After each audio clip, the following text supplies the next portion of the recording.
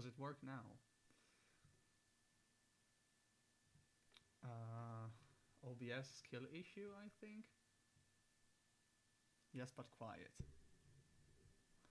What about now?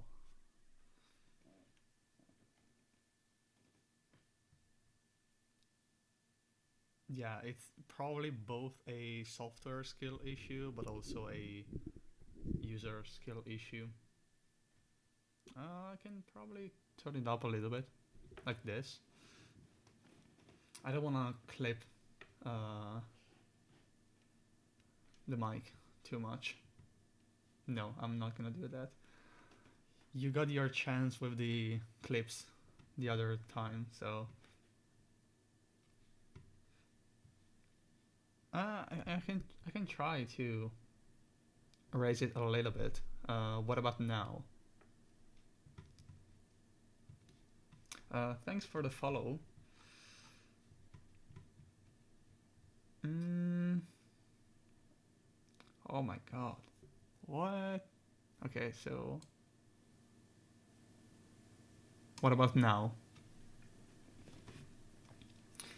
Because right now I'm at like 80% on the amp and minus 9 dB on the OBS.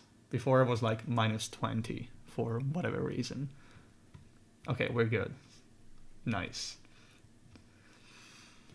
So the keycap.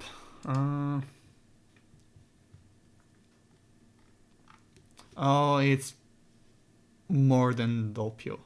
Uh, it's big as fuck. It's the Nespresso cup. It was very cheap, actually, like $5. Yeah, we can call it a lungo. Let's see if I can find the spacebar name, the keycap set. Orders completed. Fair lane. So the mods, the RGB mods are the RGB kit for the Dev TTI, and the spacebar is the fair lane spacebar sets. Where did I get the tray from? From Densus Design. There we go. Come on, Fuji, you can do it. There we go.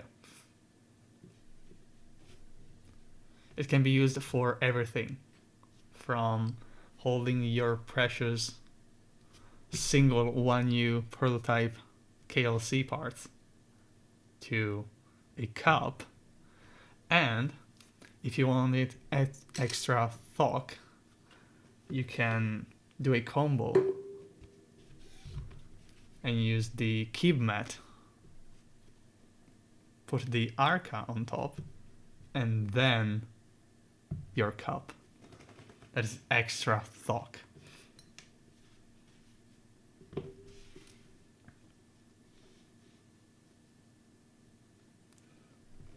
Exactly. Infinite possibilities.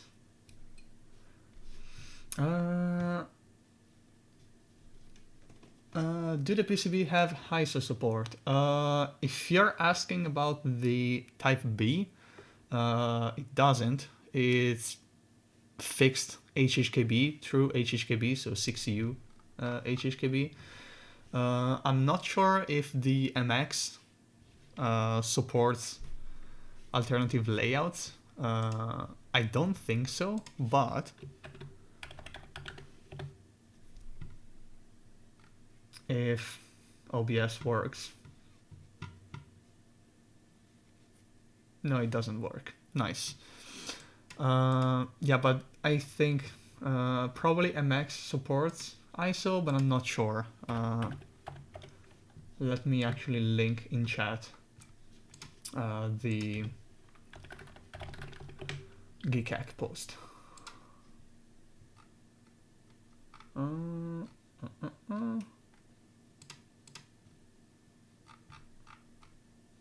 Yeah, so I'm gonna link the Canon case product page, and you can see that in the supported PCB, I can actually do this. In the supported PCB layouts for the soldered version, there is basically like the usual layouts. So stepped caps lock, that is supported. Split left shift, ISO, backspace, and right shift in the HHKB configuration, unified, and something like the standard, quote unquote, for like JIS. Usually that's what the JIS real forces, for example, use. But yeah, the ECPCB only supports fixed HHKB, true HHKB. So probably what I'm gonna do now for the stream is, first of all, give some updates on the round 2, do a very, very brief section specifically for Jason for the battery mod for the HHKB, because I forgot, as I told him in the Conical Discord server, that I didn't actually record a build guide for that, and that's my bad. But I can probably show it on stream real quick. What are the steps to actually make it work? Because I used it in my HHKB hybrid, but it's not very practical. I couldn't test very well on the classic case because polish post being polish post. So on that, I can't really be sure that it's fully supported, but I can give a general idea of what it should be, the experience. So, okay, so first of all, round 2 status updates. I've shipped out quite a bit of the backlog that I had because of vacation, and those are traveling to their destination. I just received like 27 emails from the courier saying that they're in Germany now, the like central EU hub, so they're gonna be exported now. Some of you that already received or are about to receive the package unfortunately had to pay like VAT or whatever like import tax there is in your country. So for that, I could have done the funny and do financial wisdom, but I prefer to not do that simply because I want to be sure that the boards actually get to the final users. And if that means paying $20 or whatever, I think it's preferable to do that instead of just hoping that customs doesn't care about whatever it's inside the box. So there's the update for that. More boxes are going out in the coming days. I'm making the packages and then send out DMs as usual. So for the round 2, that's basically it. I can anticipate that for the round 3, the queue is still open, but there's a high chance that down the line, once I fulfilled all the round 2, I'll try to move the queue for the round 3 towards a vendor. So I'm in contact. I had a bit of a chat with someone about storing on a warehouse both in EU and in the US. Some of the like higher selling units. So for now, that's gonna be the Real Force PCBs and the HHKB PCBs, because we know that we're gonna sell those, and we can basically re-enter of the handling cost. So I think if it's feasible without too much of a hassle, we can probably shift some of the orders to the vendor, but I still need to decide how I'm gonna do that, because let's say someone decided to order, let's say, 5 HHKB PCBs, 2 Real Forces, and like 1 EC 660. Since those are probably not gonna be as high selling as the HHKB, the vendor would be pretty reluctant to stock them. So I need to like see what is the best course of action for that. Maybe if the orders are like very basic, so HHKB and Real Force or one or the other, I can reroute them to the vendor and probably handle directly those that asked more units, more variants of the units. So we'll see. I'll give updates. So going to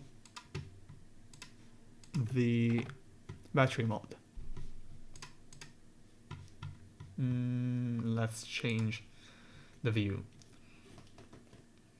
So this is the battery mod PCB. I have some pictures around of the actual PCB. Oh, bye-bye, Jampod. Have a nice night. So basically, what the PCB does is create an interface between the battery and the USB port and power input of the OEM PCB. So we have 3 connectors. 2 of them are JST-SH 1.0 2-pin, and one is a JST-PH. Sorry, I think it's PH. Yeah, and I chose the PH simply because usually that's what batteries that you can buy off the shelf or like from Amazon usually use, if they're like from 1,000 milliamp hours upwards. So the way this board works is you'll have wires, specifically 2 sets of JST-SH wires, and those are going to be used for this connector and this one. For each PCB you'll need 2 of them. One needs to be intact, so both ends are terminated with the actual connector, and the other you'll need to snap off one of the connectors so that you have exposed wires. This connector goes directly into the original battery connection. So on the hybrid, for example, you have the 2 wires coming off of the contacts for the battery and go directly into the PCB. So for that, you connect the wire from this side to the battery connection on the OEM PCB. And also there are gonna be labels. So HHKB battery connector, so you'll know that this goes to the battery connector. Battery input is either a pre-made battery, like we usually see for the Yang. Or if you want to do kind of a hacky mod, you can either buy a longer wire that goes from the PH to the OEM hybrid, or what you can do is desolder the connector and solder directly two wires on the pads. I wouldn't really recommend that unless you have internal space constraints. The last connection is the one that needs mandatory soldering. I can't really find a way to avoid the need for solder unless we do some like pogo pin stuff, but at that point it's gonna be way more expensive than I want this to be. So one of the two wires that are included, you'll need to cut off one end, expose the copper wires, and solder them on the USB power test points on the OEM PCB. So basically you're tackling into the USB power lines, and that connects to this. You'll also have two LEDs that you can decide to enable or disable simply by bridging these pads. On the units that I sent you, those are already bridged, and the charging LED lights up when you have a USB cable connected. The standby is never on unless there's a problem with the battery. Standby usually indicates if it's ready to receive, quote unquote, a battery. So let's say you have this board connected without a battery, the standby LED will be on. And this handles basically everything from charging to protection, and also the regulation from whatever voltage the battery is currently at to a stable 3.3 volts for the HHKB to work off. So if you see here, I have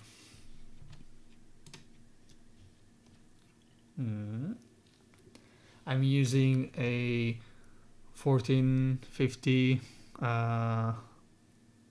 lithium ion battery, and beware that if you're doing the battery mod on a hybrid, so you're basically exploiting the already existing battery compartment, beware to only use one of these, and either buy like spacers that you can insert to make the connection, or you can simply do like me and get some tin foil, wrap it up, and then place it inside, and the tension from the spring will do the rest. And it's important that you only use one because the input is rated for a single cell, so a 1 series cell.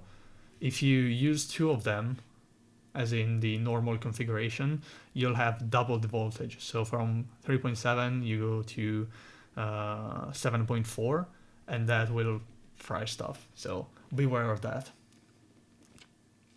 It is not a problem if you use the quote-unquote normal intended way, so battery input and a proper battery. But yeah, that's the only concern. On the hybrid, you can't really fit it properly with the connectors. What I had to do is desolder them and solder wires directly onto the PCB. So that's a thing to consider if you want to battery mod a OEM case.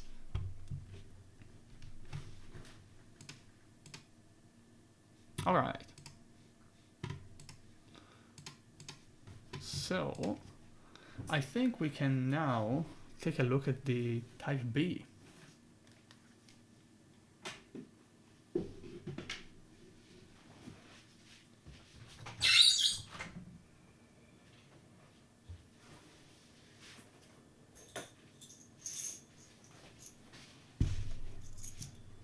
I'm gonna move my coffee.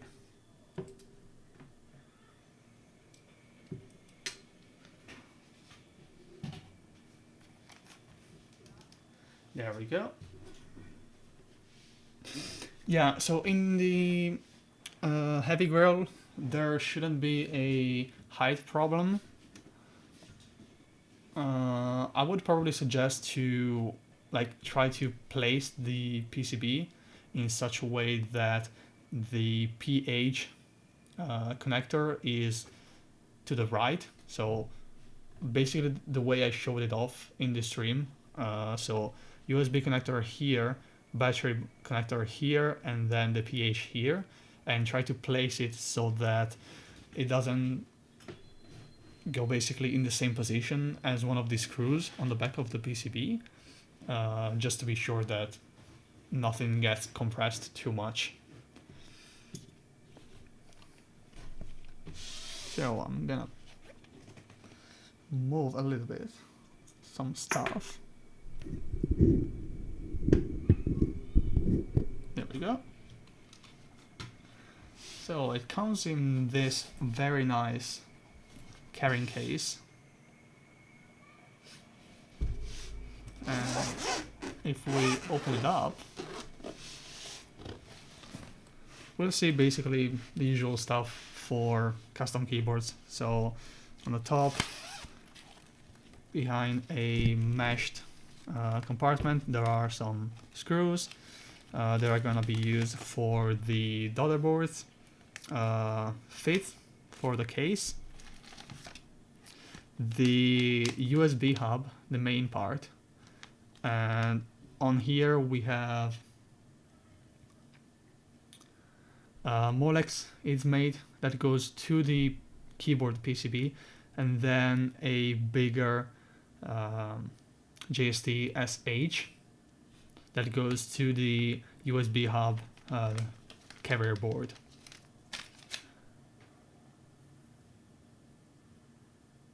And the hub was designed actually by Paul. Oh, then we have some silicon. This is gonna be used for the MX build. On EC, the build is top mounted. So here we have the Molex connector, the wire, sorry. JST SH wire, and the USB carrier board. There we go.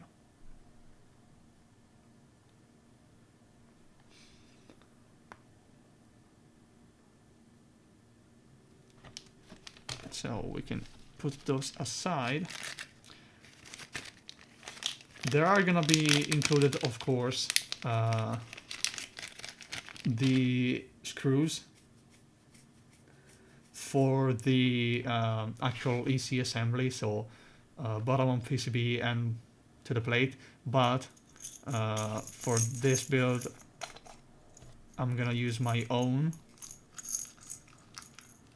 I'm not sure of the specs of the screws that we're gonna use. So those are the usual M2.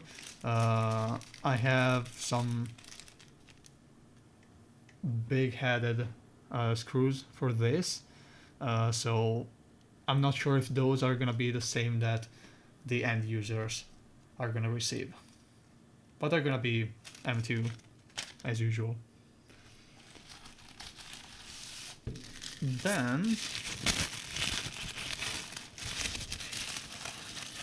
we have a PC inner weight with all the openings and screw holes. There's also a brass, and that is already mounted in the board. So we can probably swap it out afterwards for this one.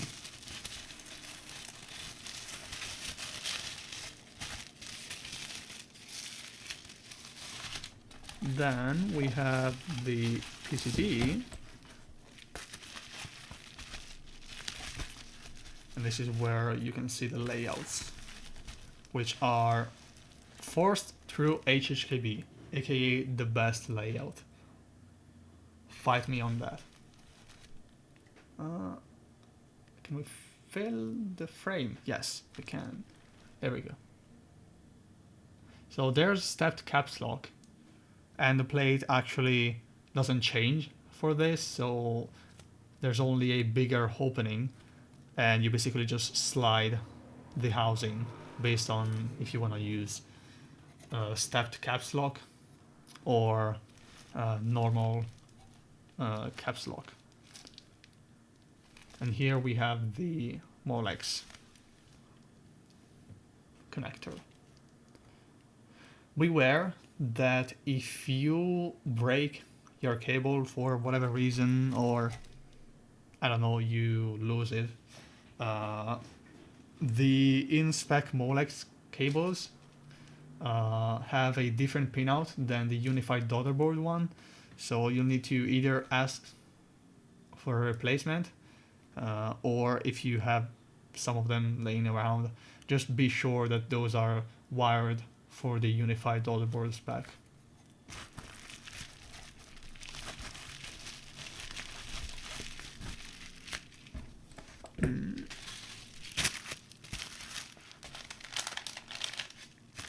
So we can move some stuff, sip a little bit of coffee. And yes, that is objectively the best layout.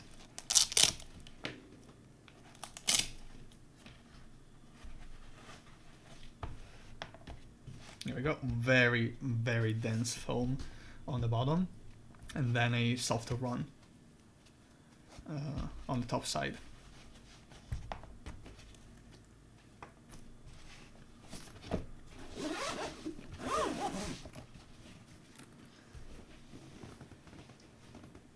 There we go. So I already tested the plate, and as I outlined to Paul, he relied the information over in his server. The plate had some tolerances issues on this prototype, so especially with desk parts, the holes were a little bit too tight. So that's why, unfortunately, the plate assembly is pre-made. I'm not gonna remove the housings and then do it all over again, simply because there's really no point in that, and that's not really the focus of the stream. So let's grab our screwdriver so we can open it up right after a small peek to the side view.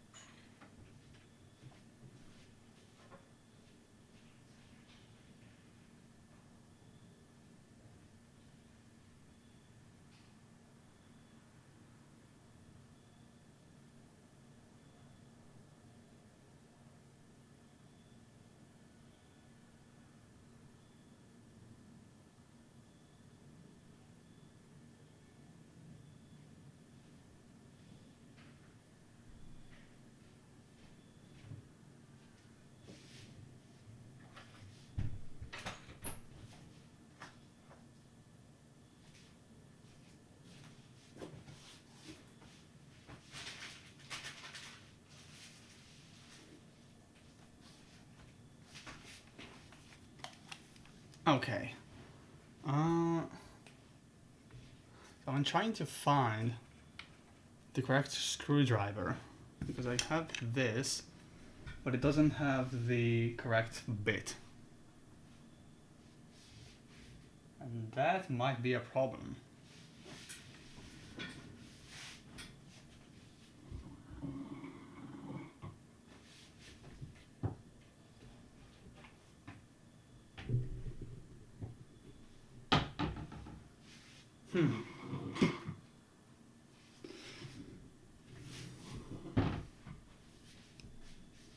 That is a big problem.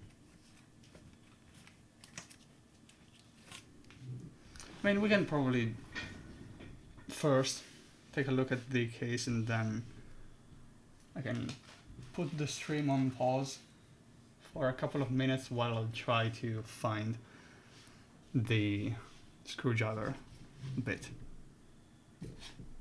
So, let's zoom in. There we go. So, this is type B in red because it's a prototype unit. The color is not, unfortunately, available. Wasn't actually available in the group buy units, but you can see that the engravings and also the anodization color matching. Don't know if it's really in focus. Probably. You know what? Let's do this. Focus. There we go. The color matching is very nice. Let's have a side view.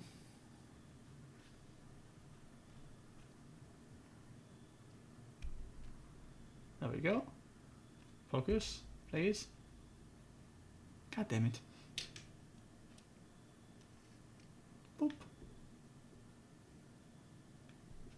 There we go. It's very nice. And I especially love this part. The rounded corners. And also this. That goes all the way across the back and it continues. That's very nice. And for those of you that want to try something different, you can actually infill the engraving. So what I'm planning to do is try to find uranium glass, crush it as much as possible, and then mix it with a transparent resin so that I can infill the text and it will glow. Why uranium glass? Because it's green and it's cool. And yes, I'm gonna wear a mask. I'm gonna wear the Giga Chad 3M mask. Yeah, but it's not fun. Getting glow-in-the-dark powder is not fun, you know? Where's the dangerous part in that? What is the fun in bringing a keyboard with a glow-in-the-dark at customs at the airport instead of bringing a HHKB full metal with radiation emission, you know? Think about that. So what I'm gonna do is probably put the stream in be right back for a couple of minutes while I track down the correct screwdriver, because I think the screws that I got are a weird screwdriver size, at least the ones that I tried earlier.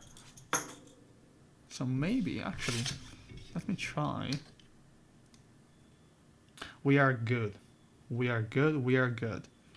The ones that I got today fit my Xiaomi, whatever it's called. So we can actually not go and be right back.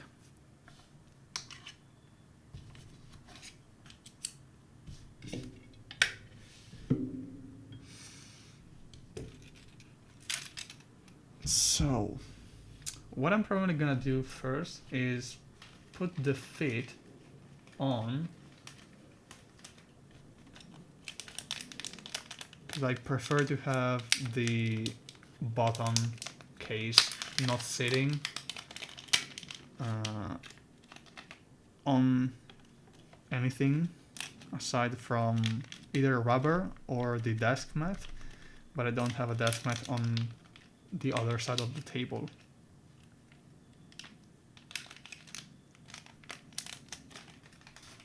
There we go.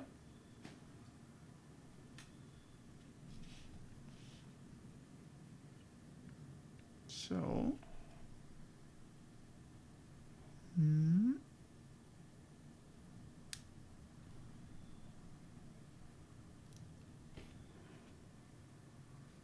there we go.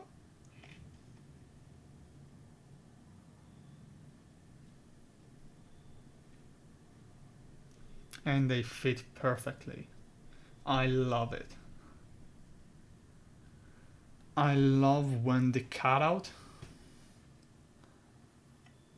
is made precisely for that specific fit part. I love it.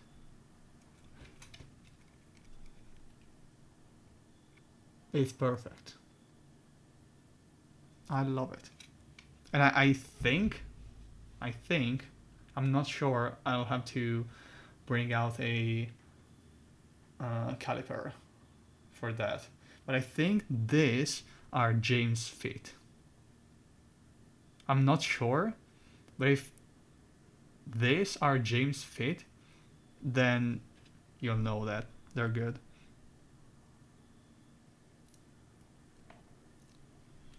For those of you that don't know what I'm referring to, James, the designer behind AKB, Alchemist Keyboards,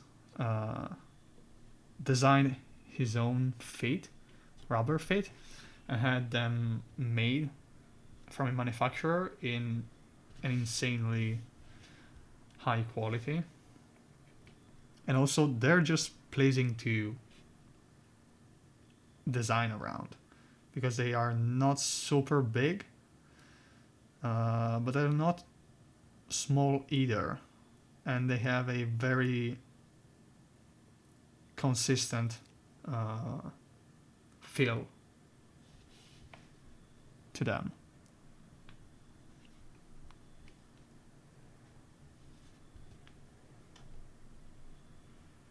There we go.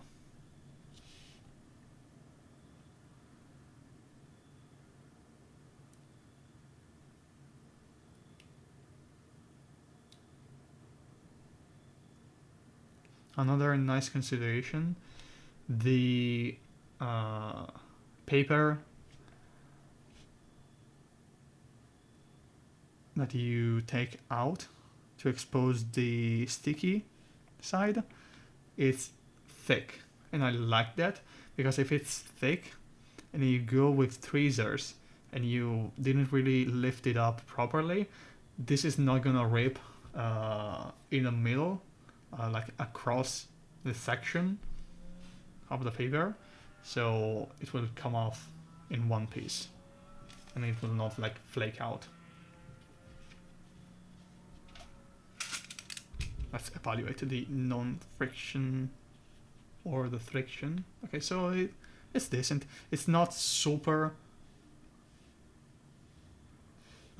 super firm like the HHKB. Like the HHKB is like insane, but that is because the actual rubber is different and they have like geometry in it.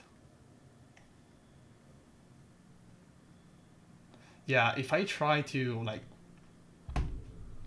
if I do this, probably I can make the camera shake if I do it too much. So what's the price? I can relink the type B keyboard, type B. So I'm linking the Canon keys page.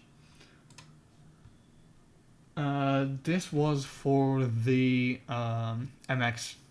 So we had the EC kit in the works while the board was in development for MX, but we didn't have a prototype to test it with. So we preferred to go with the add-on route for the EC because we wanted to be sure that everything fitted together. Because it's better to test and delay than not test and then find yourself with thousands and thousands of dollars of cases that are basically useless for the purpose of EC. Okay. So can I jump them off? Yes.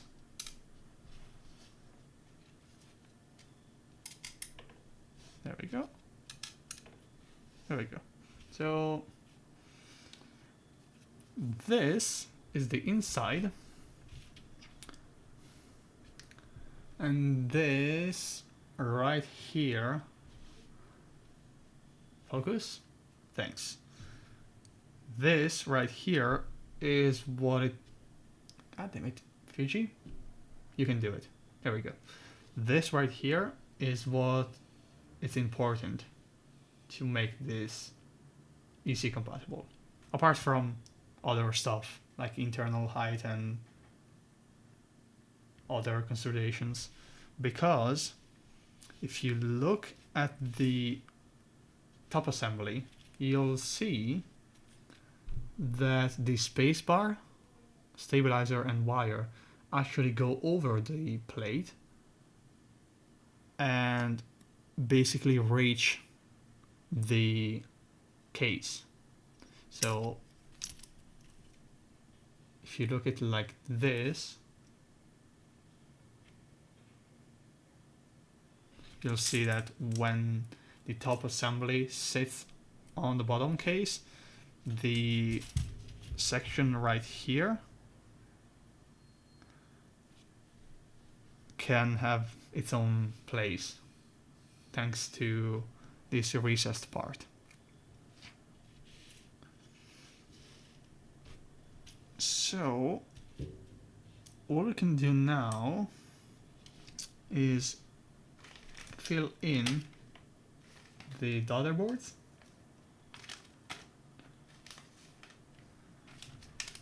And we can start to see how everything goes together. And if you take a closer look to this section, there we go.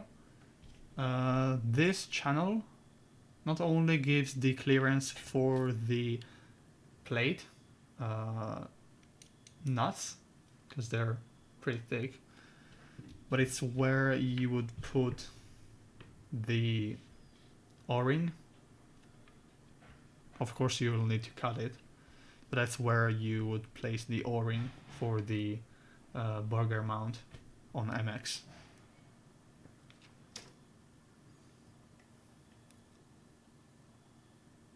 There we go.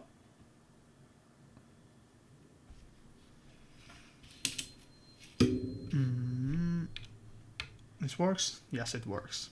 So I think for the first test, I will be using the brass weight, and then I will swap it out for the PC, because I've seen in the Alvius that it changed quite a bit the perceived resonance of the board. On the Algus, the internal weight was way thicker. It was also a FRL, so there's a mix and match of the board being bigger and the mass actually being bigger also. But I want to test it out and see if there's any difference. Keep in mind that the bottom piece that you see through, the bottom case, that is brass and it stays there. So if you want to remove it,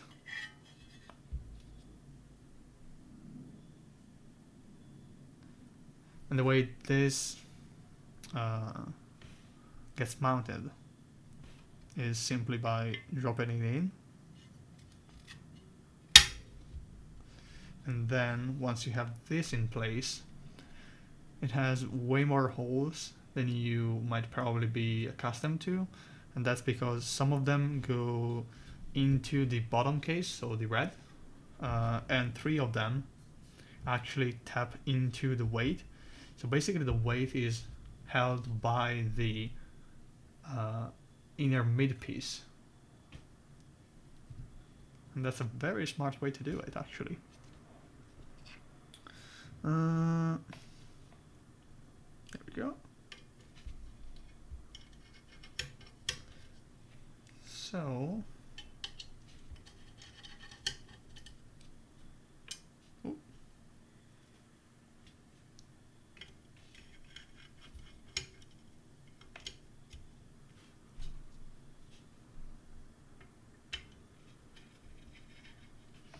now I'm removing the screws that allows you to screw in the daughterboards and everything else. So I will actually pre-insert the JST just because it's way tighter and hard to get in place.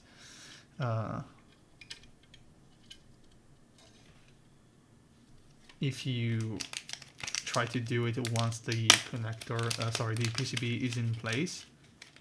So I usually prefer to insert the JSTs if possible.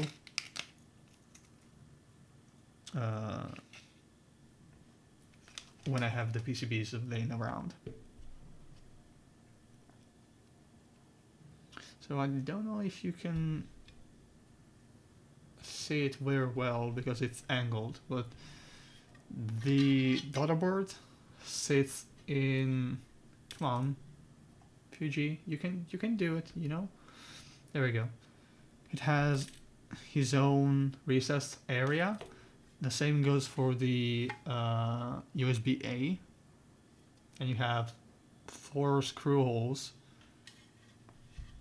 to secure it in place. Oh,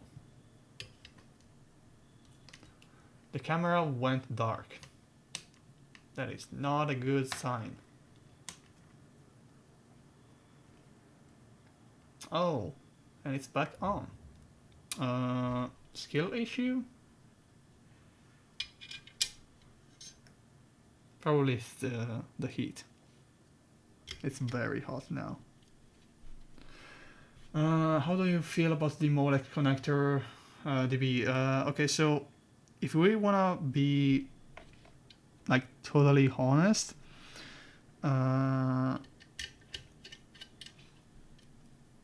it's not as good durability wise as the JST.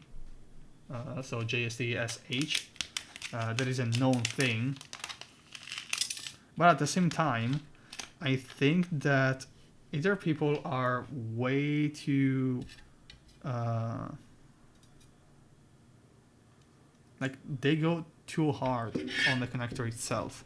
Like you gotta keep in mind that even the JST SH, they're not meant for insert, remove, and etc. Like there's a fine distinction between us as users wanting to build and rebuild stuff and The connector being a connector that was available for ages, and it was used for internal connection, and that's it. Molex is fine because it gives more design freedom. The EaseMate by itself is not really that bad, but I think some of the bad reputation comes from an example, the fact that, first of all, the cables don't follow the OEM Molex pinout, and that is a kind of a iffy choice in my opinion, because they state they want to maintain compatibility with the previous standard, but you can do that with a custom cable anyway. So like JST SH to Molex are not a thing from Molex itself, so the compatibility could have been done at a cable level, but it is what it is. From a durability standpoint, of course it's less durable than JST SH, and if I were to like give a suggestion, though at this point I think we either have to wait for people to like use it in mass and basically force the rest of the scene to follow. That is not always a bad thing. It's not ideal, but it's not a bad thing per se always. Or if the standard goes to die, we can probably move on to the JST Pico Plus. That is literally the same thing, same structure, but the pins are more closely spaced, and they seem to have a thicker plastic, not even plastic, like nylon composite stuff on the actual connectors, both the receptors and the connectors on the cables. But those are not compatible with this because they have different spacing. Yeah, Plus is rated for the same amount of connections and disconnections, but the simple fact that it's stated to be the same doesn't mean that it's actually the same.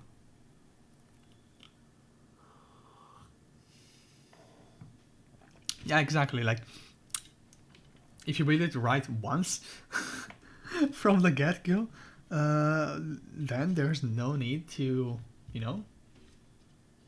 like, do it right the first time. It's just that easy. So what I'm trying to do is try to twist this cable. A thing that I would probably do, although not now on stream, is either heat shrink this or do something about the fact that it's massive compared to usual Molex, so you win and lose. There we go.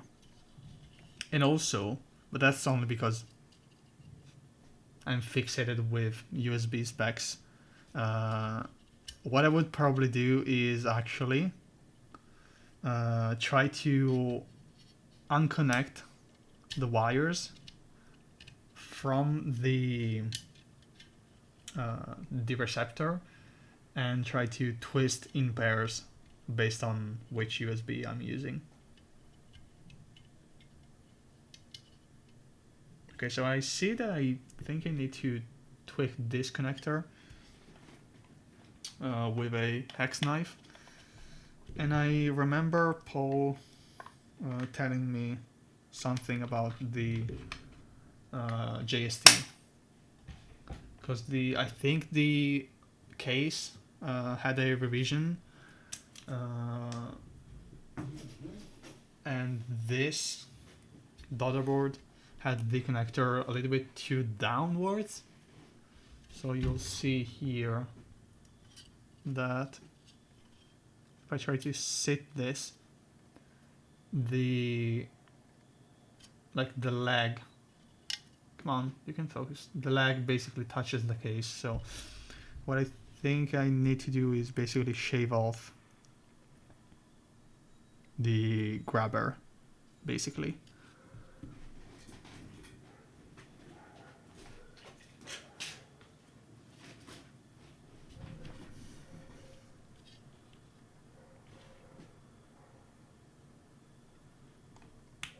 There we go. And then I'm gonna just briefly, without cutting myself, try to shave off a little bit of the plastic. There we go. Can't you insert it and screw it in? No, because it wouldn't actually fit. So, like, in normal circumstances, yes, you totally can, but since this was a proto, if you see, the position of the receptor is a little bit too... Come on, Fuji. It was a little bit too low, so basically the tab would interfere with the case. So that's why I had to do this on this unit. You see that it's basically flush. So that was the issue with this prototype.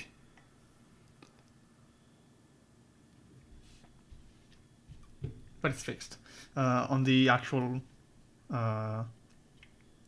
final units, the positioning was corrected. Also, the cable length is gonna be fixed, because as you can see now, it's a bit too long. So let's see if I can like twist it to reduce the length. It's not really ideal.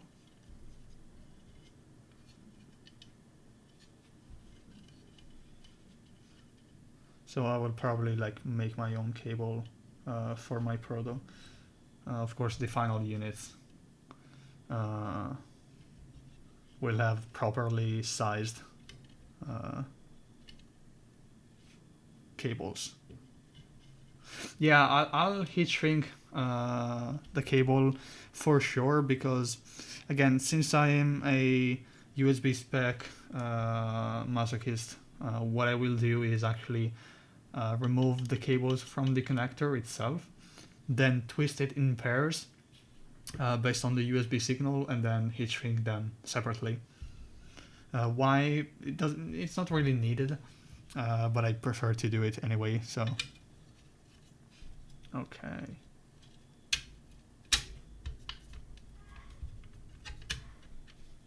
Yeah, so the cable definitely is doing some interferences.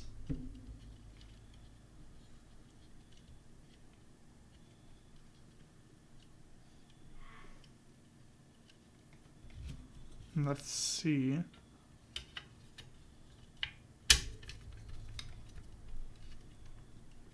Yeah, now it's flush. So you only need to remove the inner plate if you wanna remove the internal connection between the two. For the actual Molex that goes to the keyboard, there's a big opening here with a relief for the actual wire too.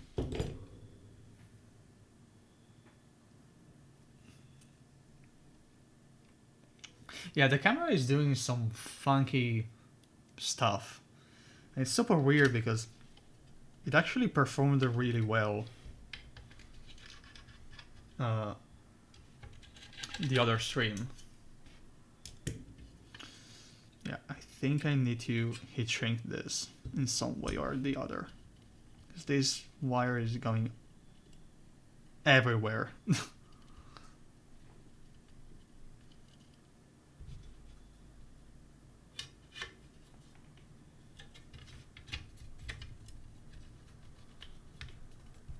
There we go. I can probably just keep it down And while I keep it down, I scream.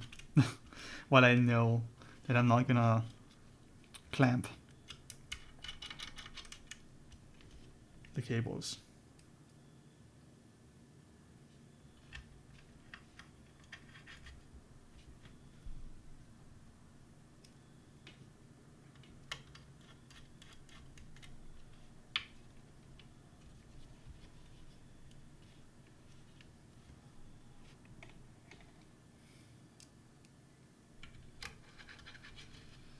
I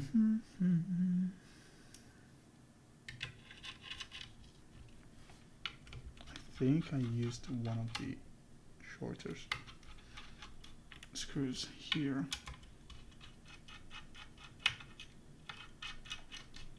Nice.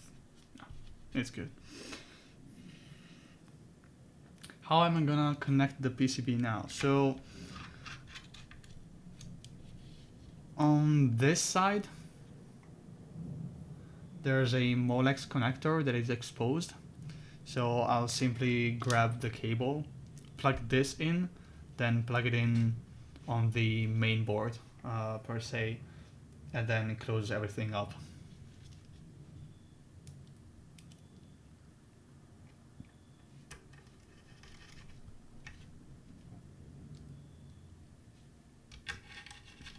There we go.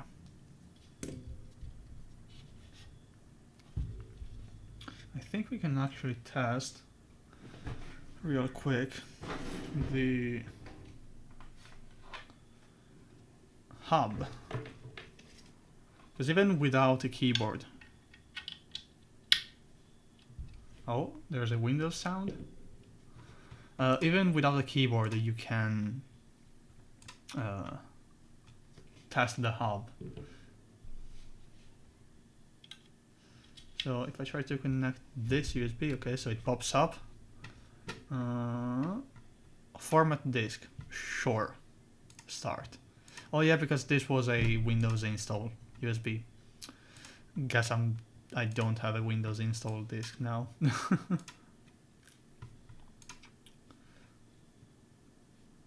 So you can see that this is a SanDisk thing, USB drive.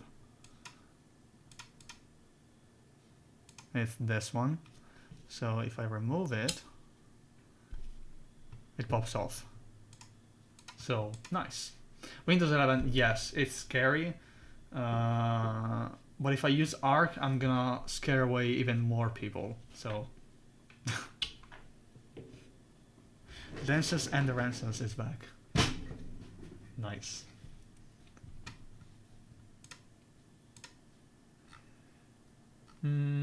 Oh yeah, Densas. Genpot received the PCBs.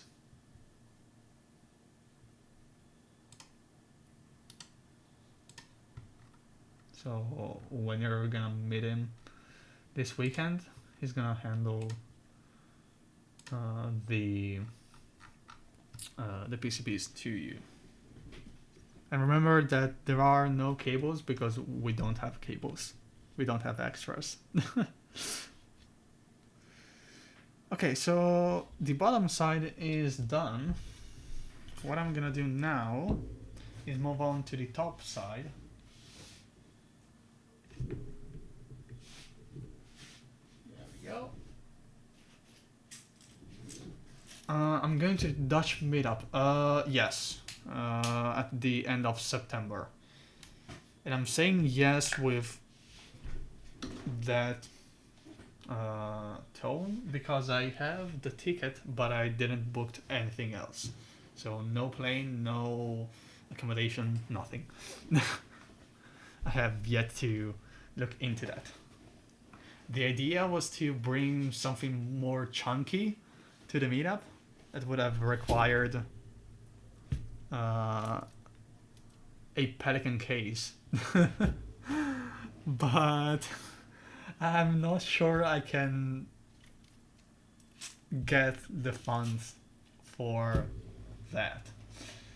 The project is very big. It's gonna cost a ton.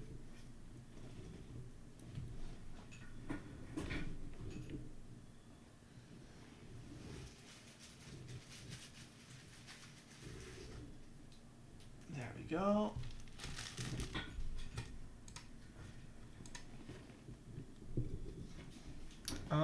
Am I gonna bring different EC dome weights? Yes, in the sense that I'll bring some boards, and those have like 45 carats, OEM 45, then 55, then some saucy BKE that are 45, but instead are heavier than 55. Are you sure that you want to ship the chunky board? Because I'm not sure it will actually like arrive intact unless you use DHL, and if you use DHL, it's gonna cost like 5 times the menu cost of that board. You know. Just saying. I tried to get a McMaster CAD manual. Someone actually was gonna throw it out from the US. I tried to buy it, and the shipping with, I think, USPS was like 70 euro for like a 2 kilogram book. I was like, I'm not sure about that, you know? That's a little bit too much for me. So, oh, hello, Martin. So, what we're gonna use for this build are OEM HHKB 45 gram domes from an HHKB hybrid that was made. Let's see, it was made from this one. 2021-04-01. So it's one of the sussy ones that had the weird inconsistency issue. But it was only on 2 domes, and I swapped them out with another unit from the same year and same date that I got the same day. So the domes are still consistent. Hello Lulu, thanks for the follow. So this is, let me zoom in, the Type B by Paul. Link is coming right into the chat. Copy and paste, because of course the Streamlab bot decided to do the funny and not work today. I actually set up a command for the link, but it doesn't work. I don't know why, but every time I stream, which is like aware by itself, it doesn't work. Like, it stops working altogether. And I don't know how to fix that, to be honest. So, yeah, 45 gram domes. For the springs, and this is a shameless plug to Andreas, to the trays for the springs. Those are so nice. And we have a top section for screws, a mid section for like domes and stuff, and then so that you don't tangle your screws with the springs, there are individually spaced spring holders. Yeah, they're very nice. It's funny because it's called the bento box, because it's literally inspired by a bento box. And I also have a strap, like a elastic band strap from a bento box that I have, and that's what I use to store it.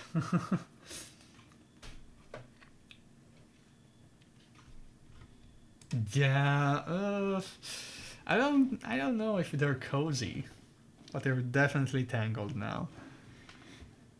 And yeah, for springs we're using, I think those are real force silenced uh, springs. They're not different in any way from others, but these are the goldish ones, which are, and fight me on that, are actually the only good springs that you can get from OEM boards.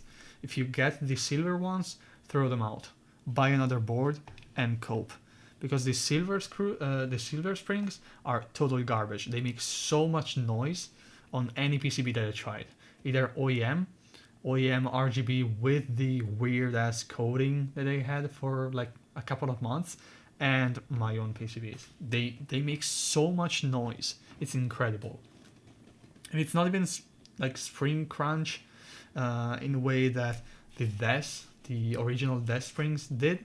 So the original Death Springs had the issue where the end section of the spring coil was basically overlapping, so that created a difference in thickness that shouldn't be there. But those are the same, literally the same spec and everything as the gold ones, but they are so much noisier. It's absolutely incredible. So for the housings, sliders, and etc., we have desk housings, because those are the only ones that I had around. Purple sliders, OEM. Silencing rings, the Kibmat Thok ring 0.5, and that's basically it. For the lube, 1Us are not lubed. The 2U and the spacebar are lubed with my usual method, using 205 G2, and that's basically it. A thing that I can show you before I start to assemble this is the stepped caps lock thing. So you'll see that the opening is bigger, and you can slide the housing once it's in place. Based on, you want a stepped caps, you put it this way. You want normal one, you go this way. And the compression given by this spring and the rest of the build will actually hold it in place, basically.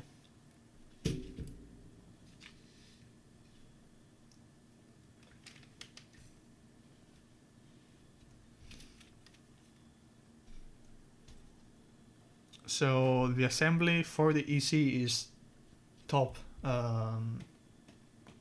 mounted. We have 1, 2, 3, 4, 5, and 6 screw points. The plate is in black. It's alu, 1.2 millimeters, and the holes are threaded M2.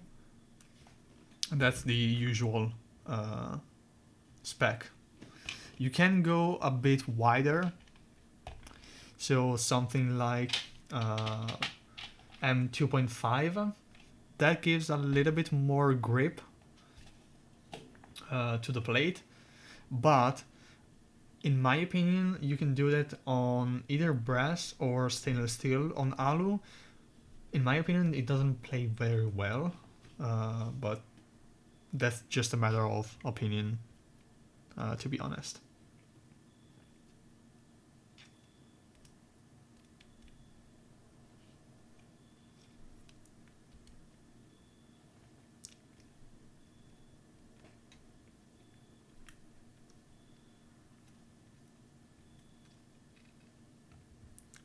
There we go.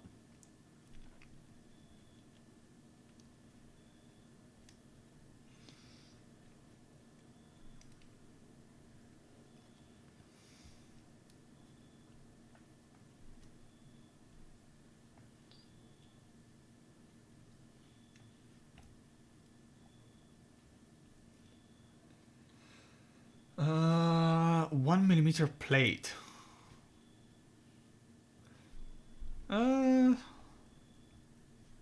I mean, it creates some issues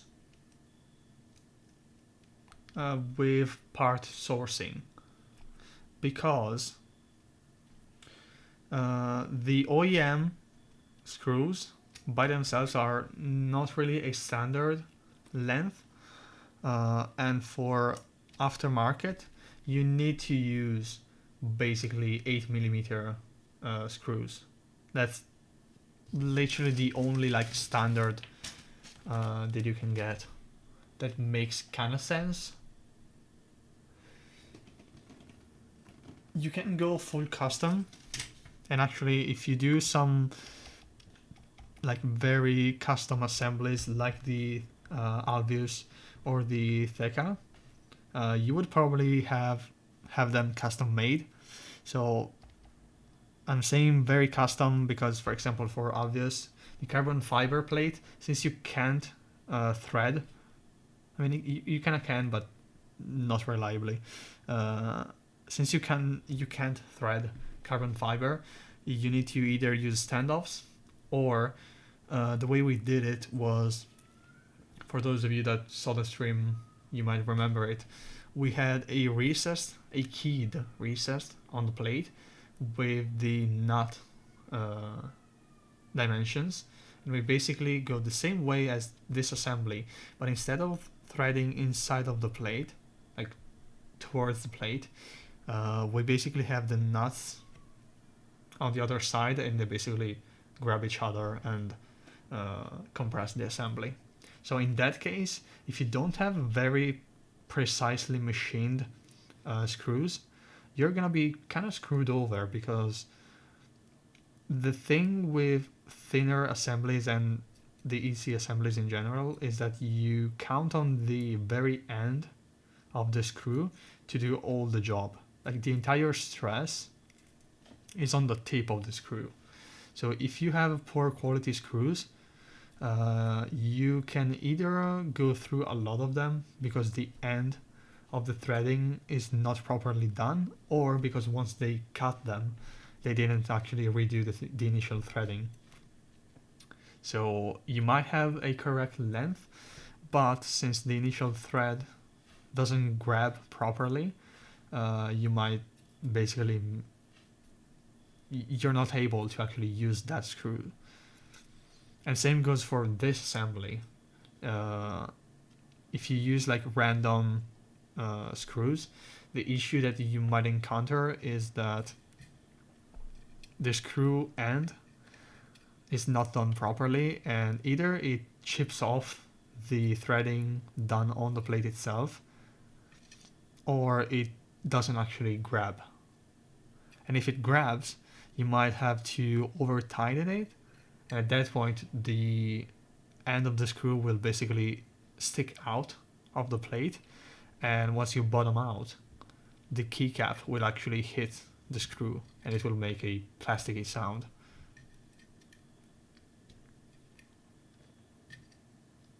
That's the main issue. So if you already reduce the thickness, that means the assembly height is less.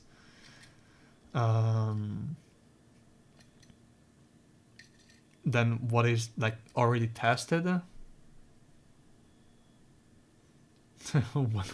When my package gets to you, yeah. We'll see when it gets here. I'm actually impressed because I received like literally 1 week ago another package from a guy in Poland, and yeah, like it took it 2 weeks or something, but eventually it was actually like handled properly, and it was stuck in the outwards exchange office, so like the international exchange hub or whatever in Poland. So that's why I wasn't really worried at first. But now it's like it's getting kind of ridiculous. The delay is a little bit abnormal. So we'll see.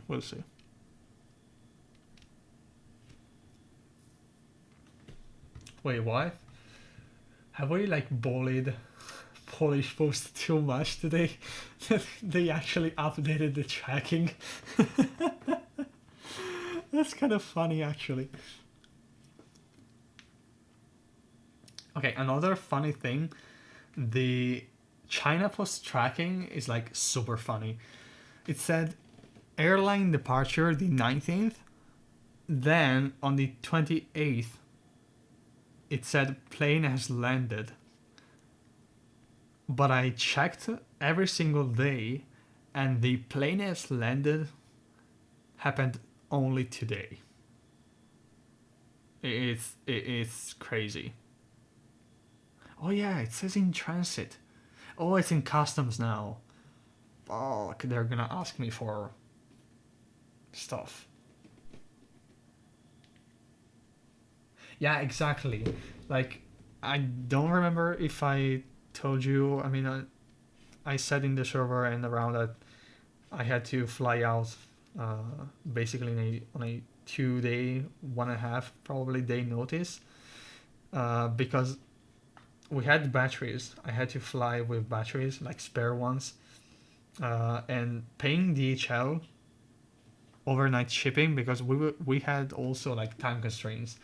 Uh, like paying for DHL would have cost more than me getting a plane from Bergamo to go to London and go back in like a 2 day. Like it was actually cheaper. And also like the timing. Uh, it was a bit iffy. Let's switch playlist.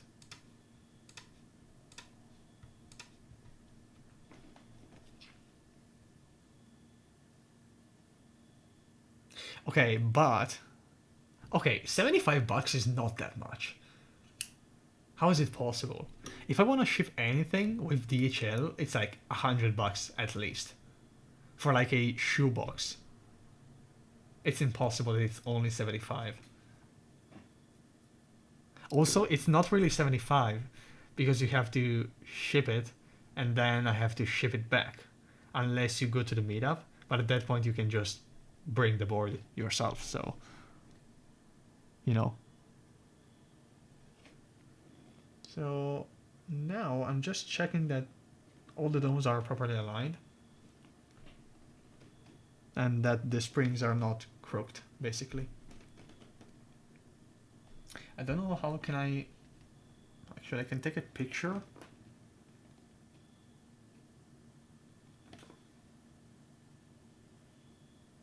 And show it. So... there we go. So what I'm looking for is basically any spring that is crooked, like very crooked visually. So this, for example, is a little bit crooked, but it's completely fine because it's gonna get squished to the correct position. Also, some of them have like a slightly deformed shape, so but they're pretty okay, I'd say.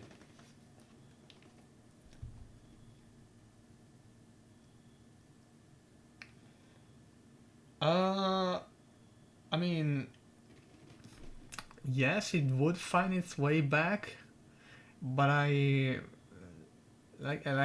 don't feel okay with the board being with me for no reason, you know. Like, not that I'm gonna sell it, you know, but like it doesn't feel right to me. Like if I have to like work on it, then okay. But like this, I'm not really sure. Like we know each other, but I don't want to keep a board that I don't know if it's gonna actually go back to you in a reasonable amount of time.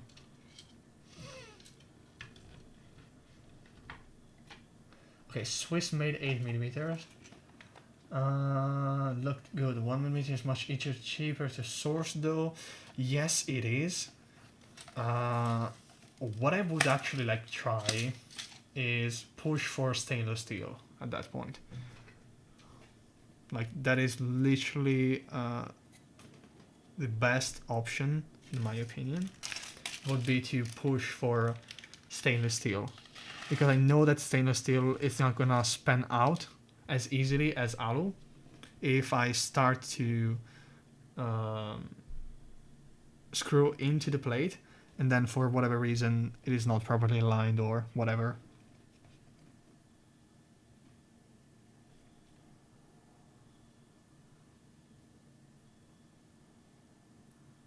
I think I have some imposters. Some of those springs are sus.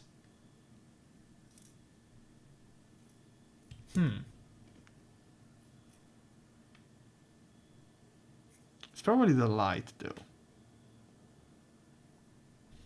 Yeah, it's definitely the light.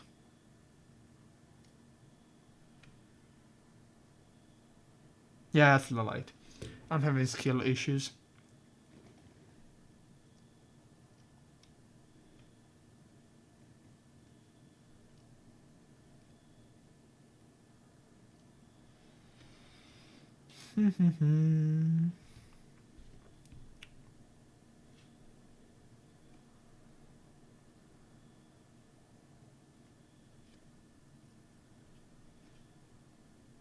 Okay, this is definitely a silver spring though. Now I'm not tripping.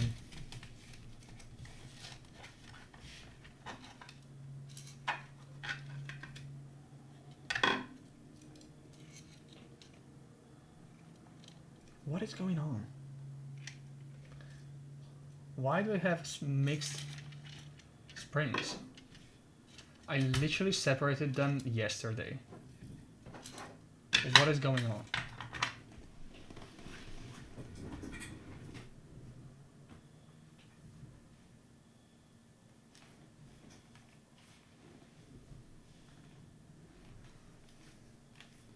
It's time to bring out the super secret tray.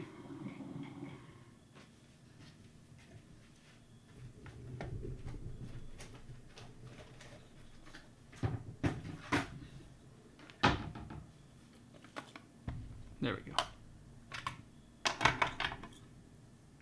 Because here I have probably the best springs that I ever tested.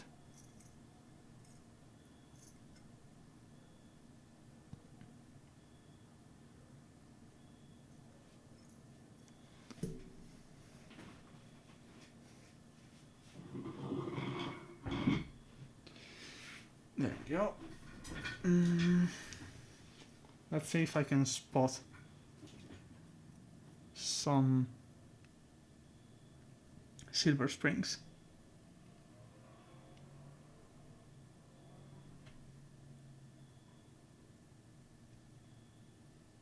Okay, this is not a silver spring. I think I got them all.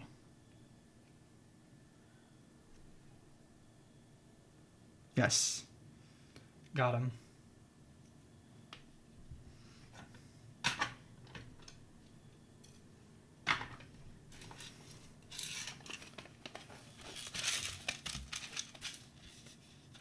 There we go. Super handy.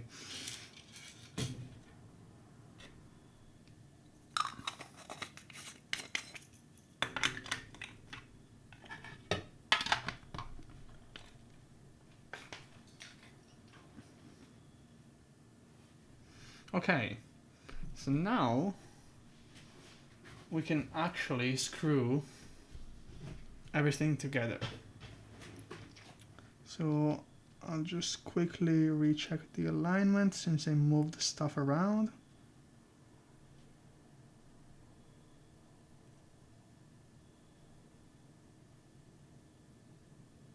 There we go.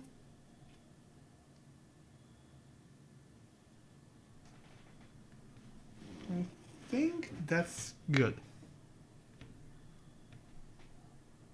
So now the key is to drop the PCB completely flat, and preferably in the correct position already. So what you can do is, you gotta be very careful though.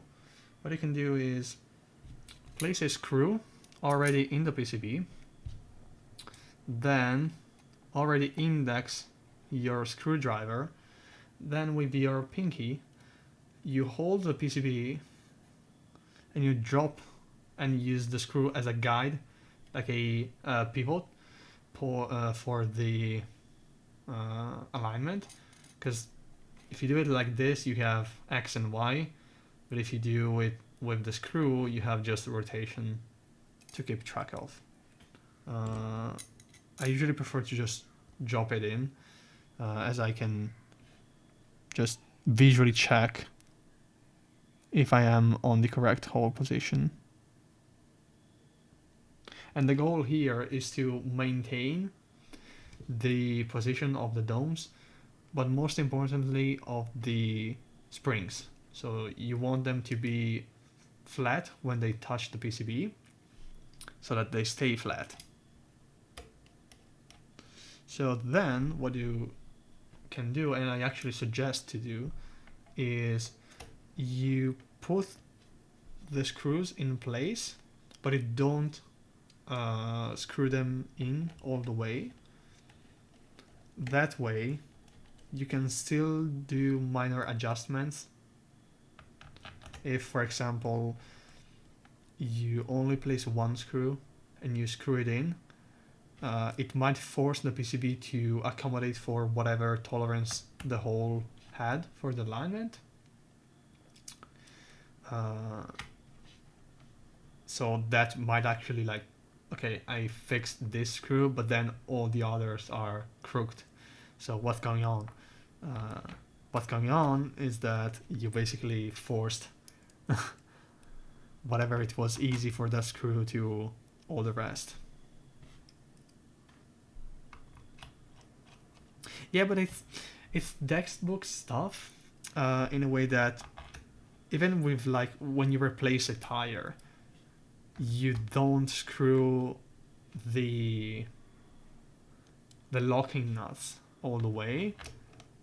But the thing with EC, I feel like that some of the new people coming into the EC scene, they get the stress of, oh, it might move, so I need to lock it in place as soon as possible, you know? And then, let's say they actually crook stuff, but for some reason they can actually, like, screw everything in. Then once they finish the build, they say, oh, there's a spring crunch somewhere, or like the dome makes a weird sound, it's like popping. And because we have so many screws, then they don't take it apart and just live with it. Okay, so now that I evaluated the alignment, I gently screw them in all the way. But of course, since it's alu and I don't want to span the threading on the plate, I don't over tight it. Like, as soon as I feel some resistance, I stop the tightening process. And I'm trying to match the feel on every single screw. Ideally, what you would do, if I had the money for that, I would buy the branch screwdriver that Apple uses in their repair kit, because they have like a Newton meter selector, like the branches in cars, that it basically clicks. So I would actually like to test and see what is the actual Newton meter that is like ideal, you know. Oh yeah, also, like, I skipped it, but once you have everything in place, you'll see that the sliders protrude from the top case just a little bit. So good practice is that you raise the assembly with the plate. That way, once you place the domes fully are fully set on the housing, and they are not like floating.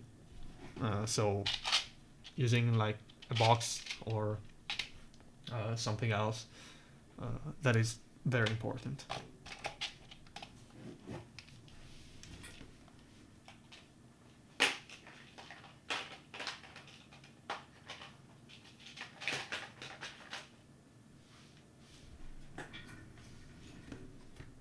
Okay.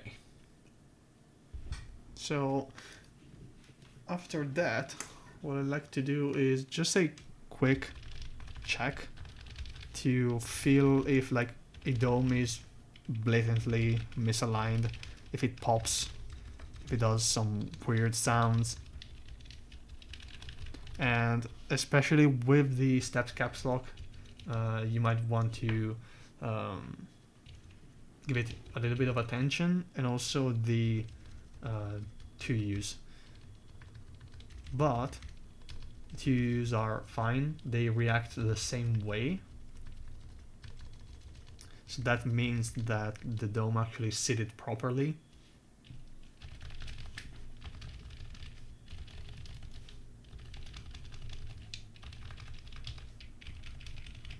And same goes for all the other.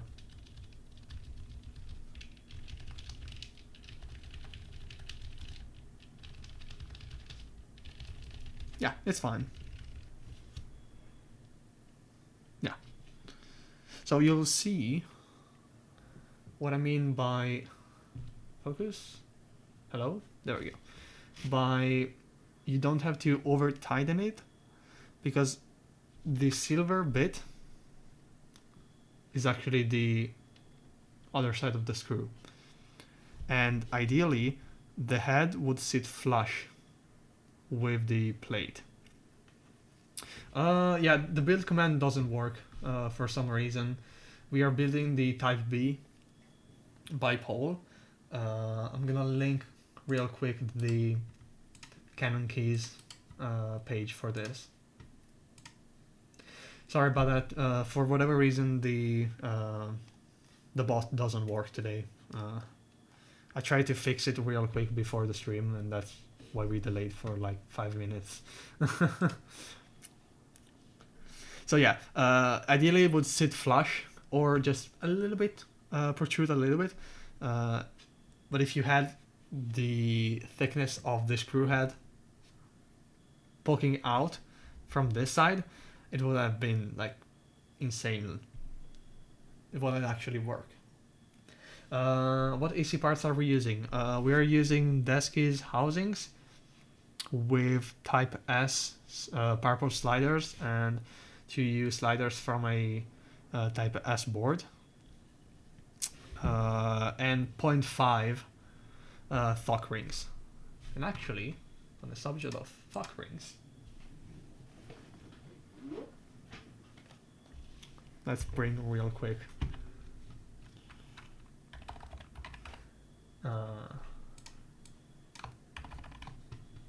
we go. Here you can find the keep mat in various colors, and both in like normal desk mat surface finish or the felt one. The felt is very nice, and if you get the felt one, you also get a free cup thingy. Yeah, we're still streaming, Jonathan. We are deep into the talk now.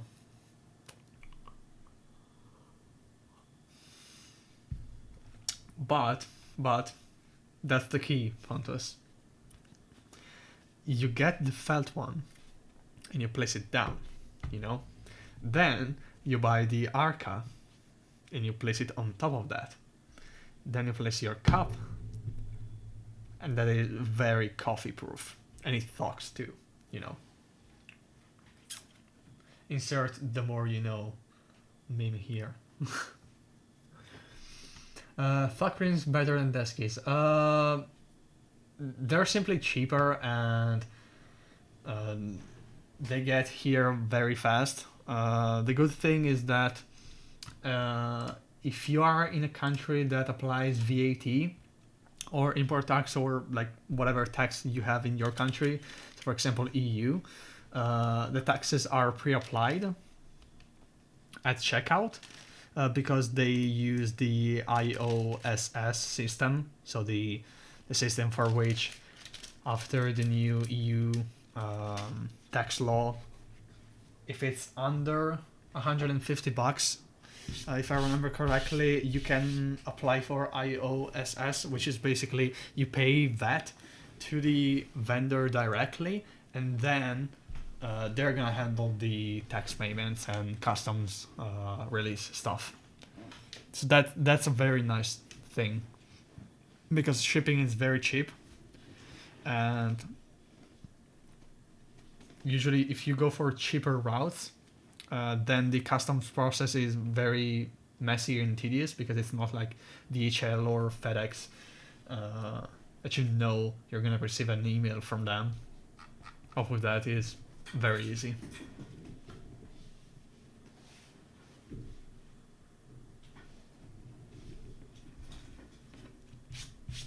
And they have 0.3, 0.5 and 0.7 in Poron with PTFE film on one side.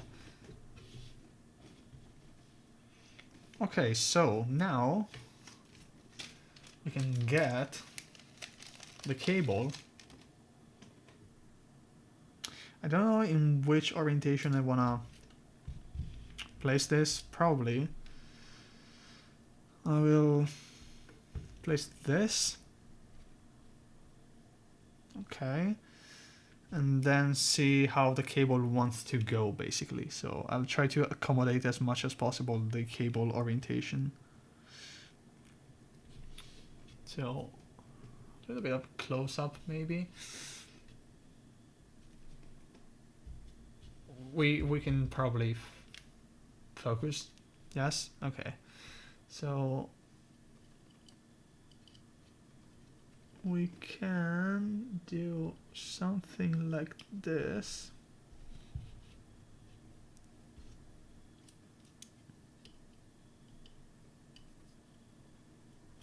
I think it's inserted. Yes, I think. So one way we can try it is simply before closing the actual case, we can plug the board in. We're gonna use the good one, the good cable. Open via.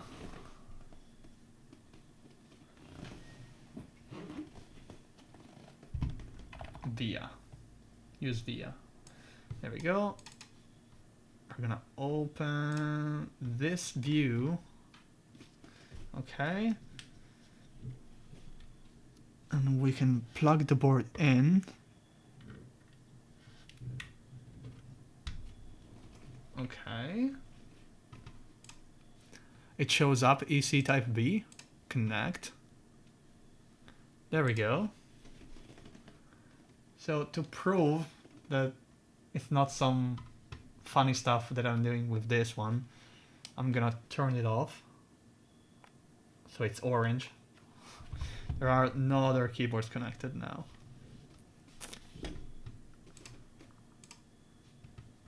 There we go. Is the sound gonna be like super loud?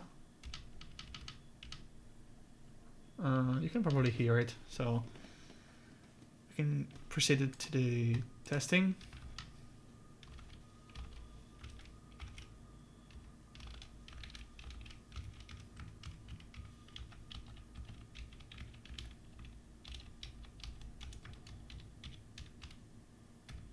Thanks, Windows.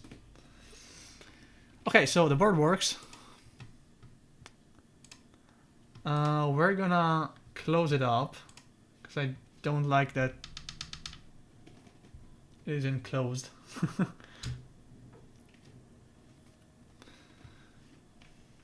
So very gently we're gonna rotate it. Take our 4 screws.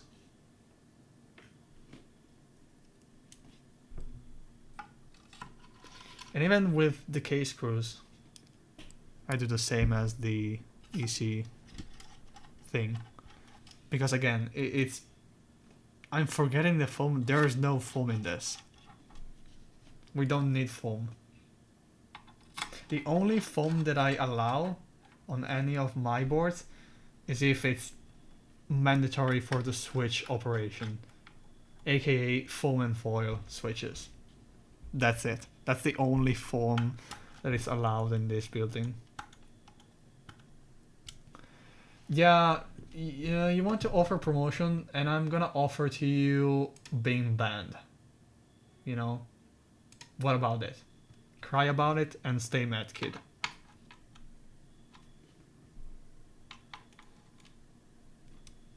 Get bonked. I don't need promotion. I stream like literally once a year. Tape mod. Actually, on EC it can damage the board. I didn't study properly why that's the case. So it's not a thermal issue like on MX, but it's literally because with tape you're creating some kind of insulating thing. So I wouldn't suggest that.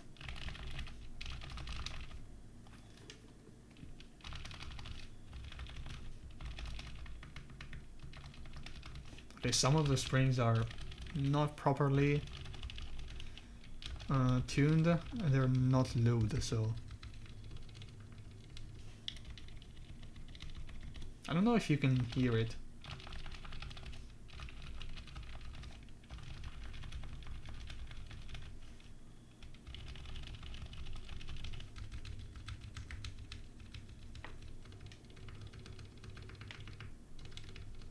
Okay, this definitely thugs.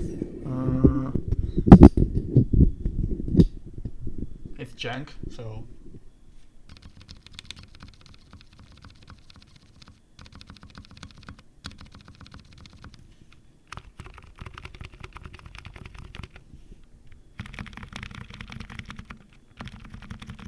yeah, they're cursed fonts. I know. But they're consistent. That's the key. You know? That's what I care, mainly. Yeah, you know what's sus? The tolerances between the sliders and the housings. Watch this. Okay. Watch this. Also, the music stopped, so nice. Okay. So, watch this housing, okay, when I rock it. There we go.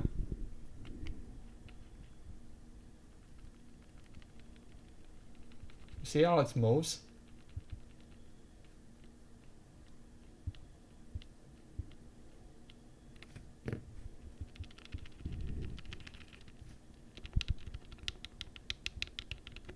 I'm just tapping on the side of the slider.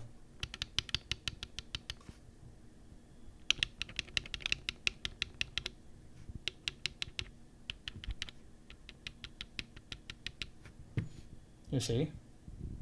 Yeah, there's a very high movement. So yeah, like this is probably a skill issue of tolerance matching. Also, I'm not even sure like from which round the denso, sorry, not the denso, the Deskies parts are, because at this point there are like a bazillion of rounds that supposedly fixed whatever it was wrong with the previous one, but they actually didn't. So it is what it is, you know. like at this point is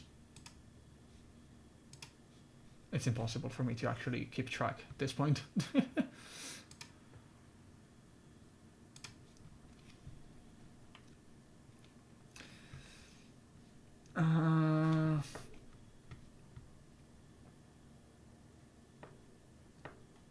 KFC parts are gonna be late. Yes, are gonna be late, especially for me because the actual slider.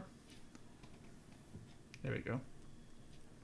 The actual slider, you can see that it's smooth on each side.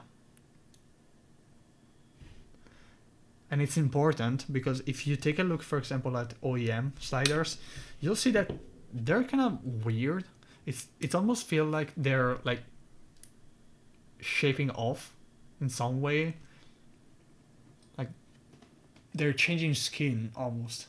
Like it's super weird. I don't know how I can describe it. So imagine that this is the slider. So you'll see that this is the main part, and then you have like bits that almost feel like they're plastic that is around the slider.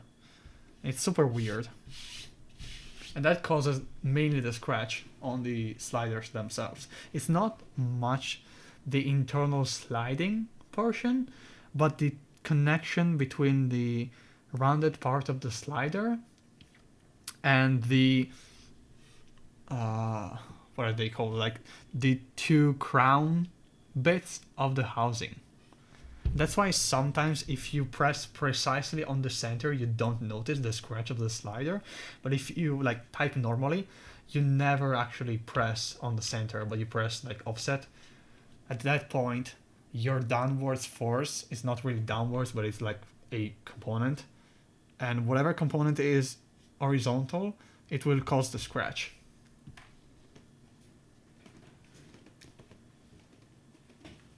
Let's see if I have a OEM slider, like a black slider.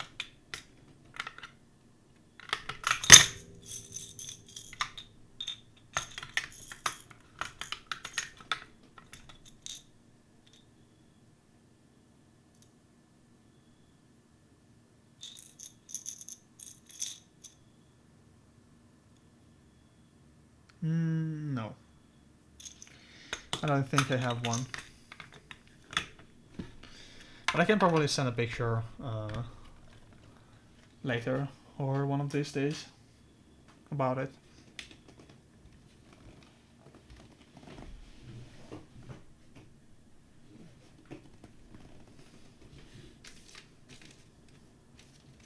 Let's clean just a little bit.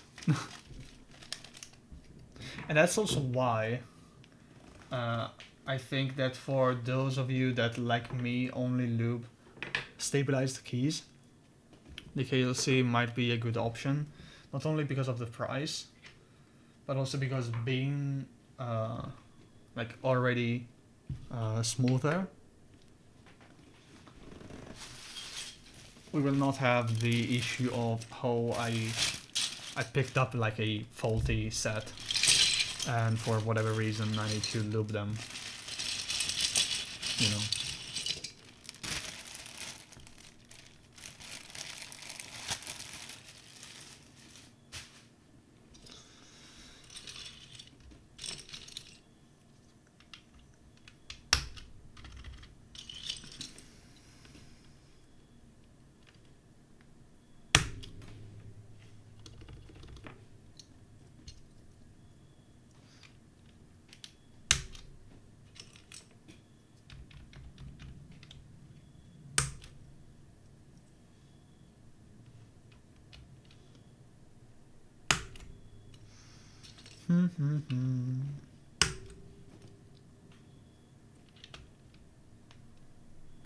I wanted to use DCS,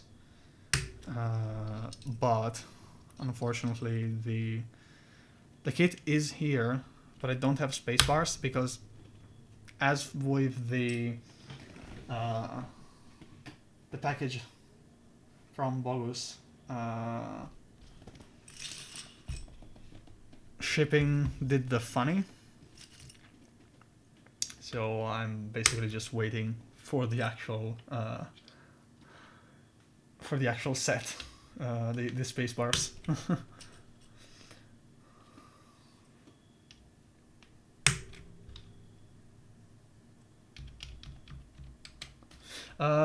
This set, Genpot is like the HHKB one, the normal one, from the hybrid. So those caps come from this hybrid. Also, after all these years of doing keyboards, I still have to look at another board for the layout. Like, if I don't have my first initial reference points, my mind goes brr.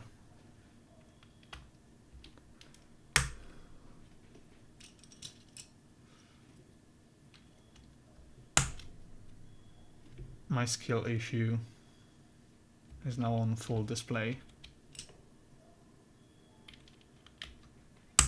I wanted to use Edius caps, but the only old stop spacebar that I have is in the Heavy Grail, and I really don't want to take that board apart.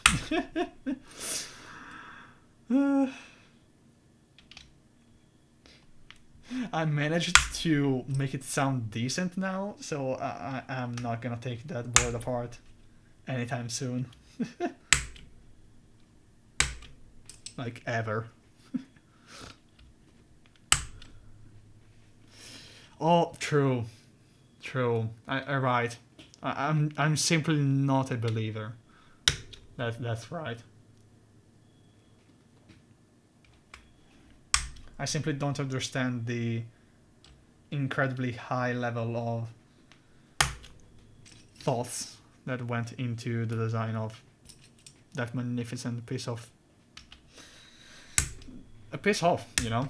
That's definitely a piece of something.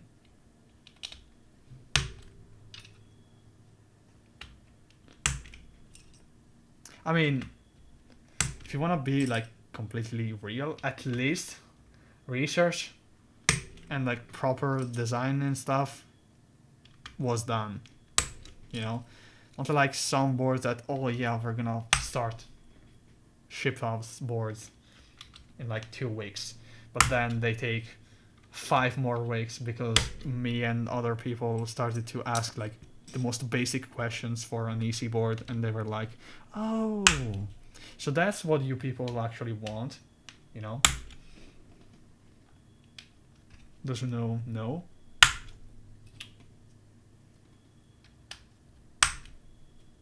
And I kind of wanted to buy the Walmart transparent keycaps, but then I realized that the price for them, like shipped to me, was like almost like a GMK set. And since I don't buy GMK sets because they're super expensive, I was like, okay, there's no point in buying them. Like, it's a good meme. The caps are actually not that bad and nice looking, but yeah.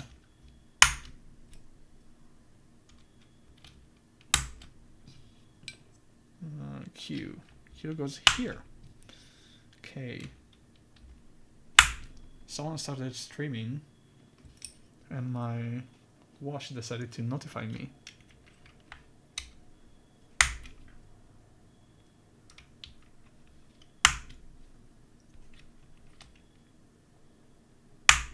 There we go.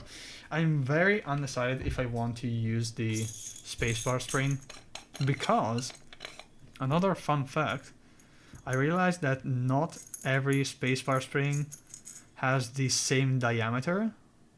So some of them sit in a way that basically actually fit around the lips of the housing, and it actually touches the top of the housing.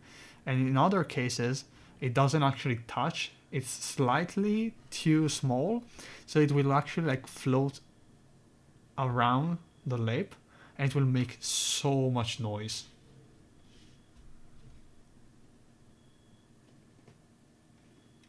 Yeah, I think this was the OEM that came in the HHKB. So I'm just gonna use that.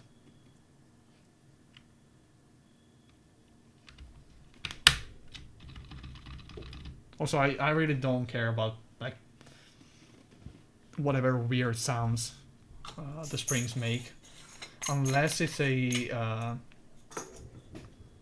like a resonance spring noise or like a sticky noise.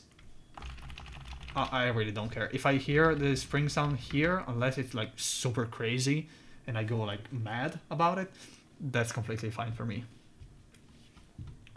So let's stop a little bit the sound.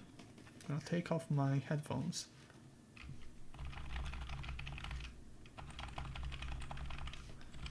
Oh yeah, I can definitely hear the tolerances issues with the sliders and the housings.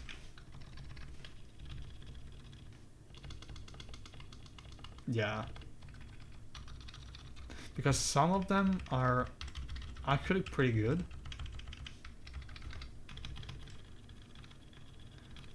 Like the control, for example, is not bad at all.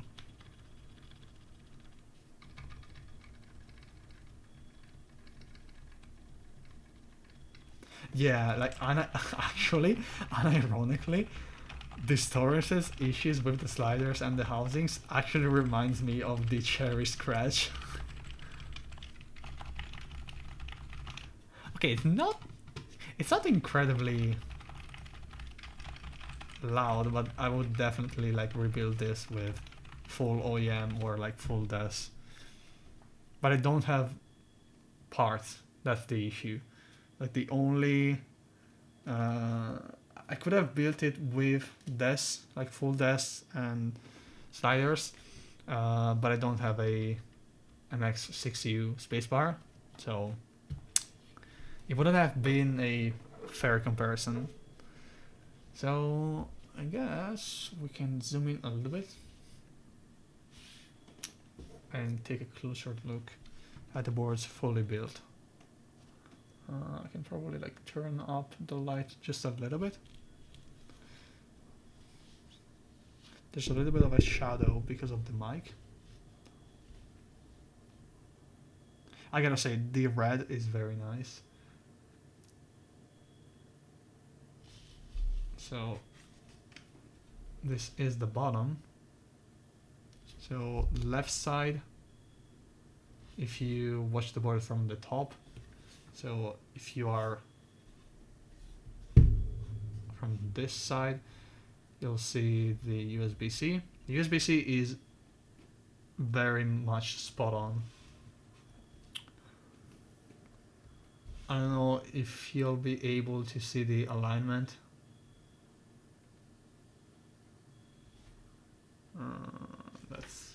That's something for the camera to grab. There we go.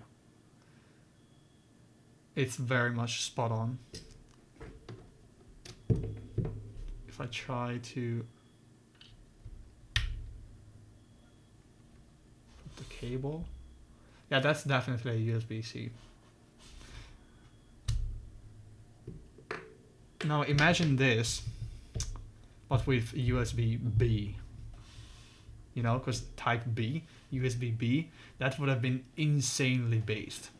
You know. Exactly, USB-B, more like USB based. The centering of the hub, very nice. Incredibly based. And most of all, that's actually a very nice touch. The receptor is in the absolutely most based position possible, aka the same as the OEM HHKB. So the plastic receptor is on the top and not the bottom, because the way you insert USB peripherals, usually they have the top side like this and their receptor is on the bottom, so they expect the receptor from the host to be on the top, so that when you insert them, they face up and not down. And this is the only and correct way to do it. If you say otherwise, you clearly never used a USB long enough.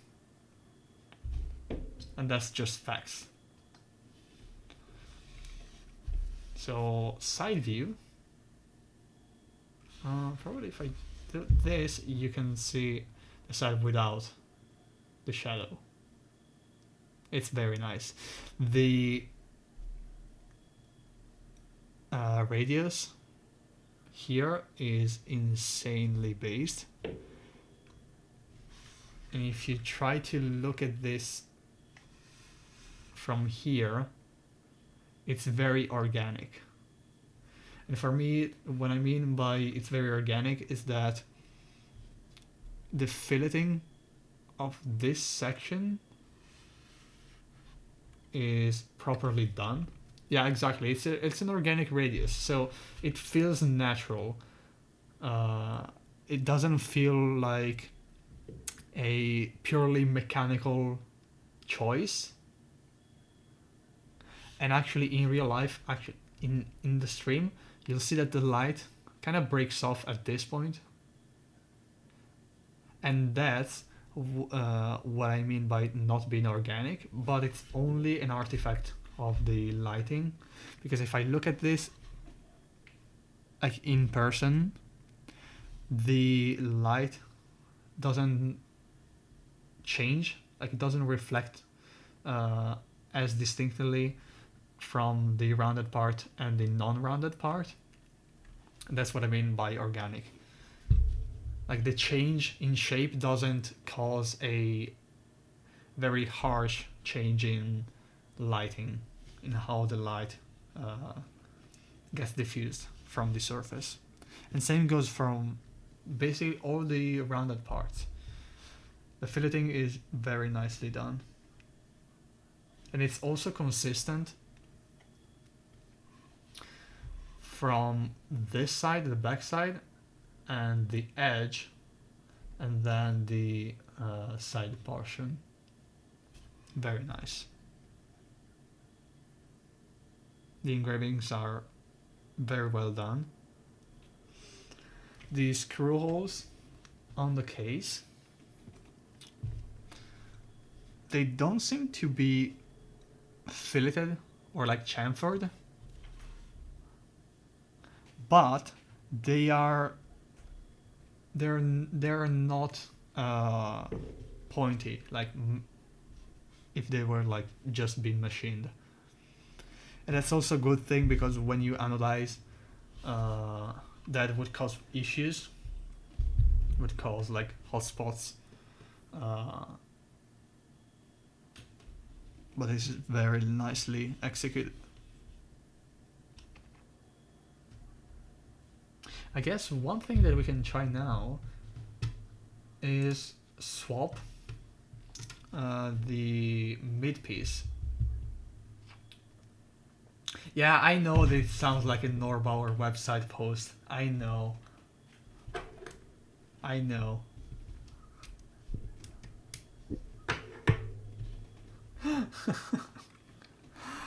Yeah, so I think I'm gonna swap the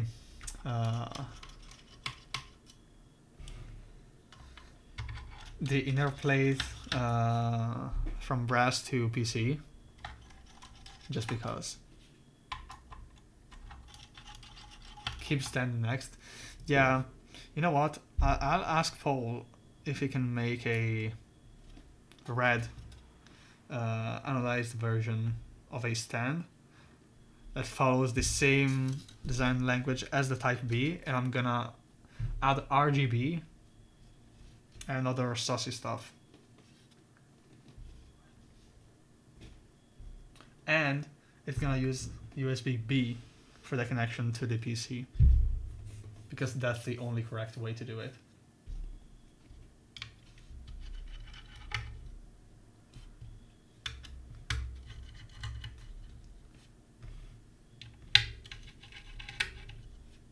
Bye bye, Jampod. Have a good night.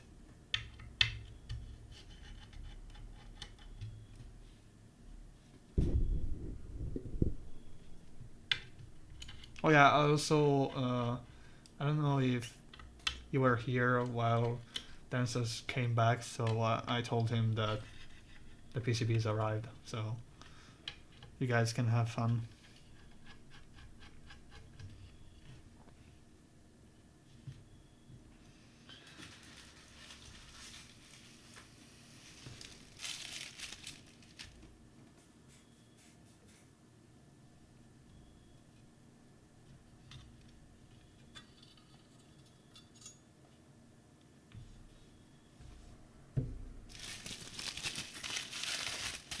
So let's swap this for the PC. I'm gonna put the brass one away as fast as possible because I don't want this to scratch. I'm gonna do a funny patina on this. I'll try to do like the Type V logo, like patina it on the weight itself, because why not? I gotta do some research on how to intentionally patina brass. And now we can actually see through. That's actually very good, very based. That's funny.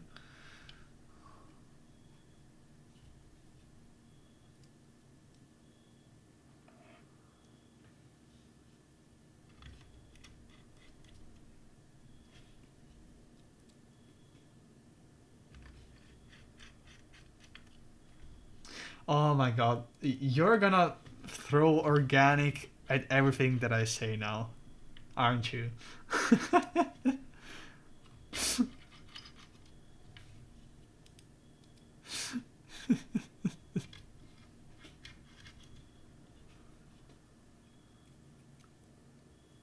Got him, yes. I'll probably set up a organic word counter somewhere at some point.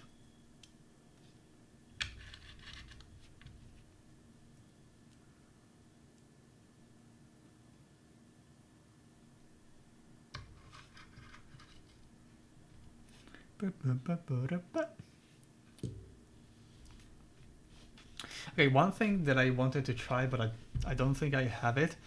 I have like tennis racket grip tape, like the one that you put on the grip to make it more like grippier and soft.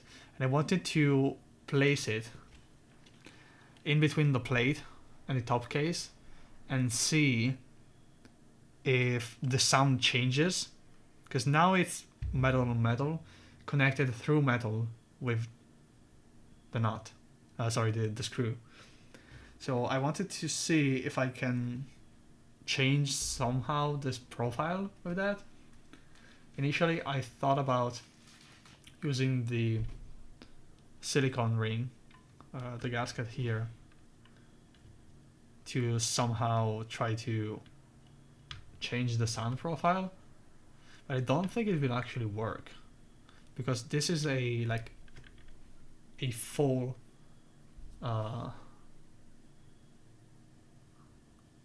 silicone. It's not like hollow.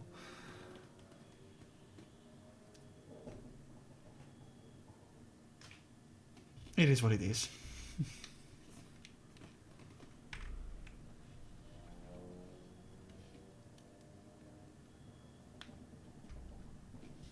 There we go. Do ISO tape real quick. do I want to put tape on this?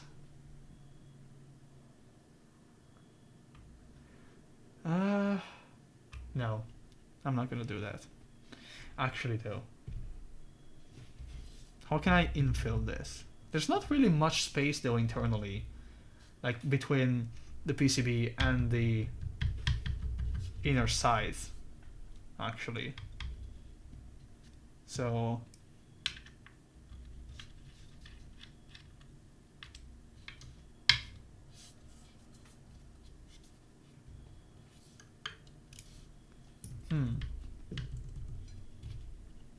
There you go.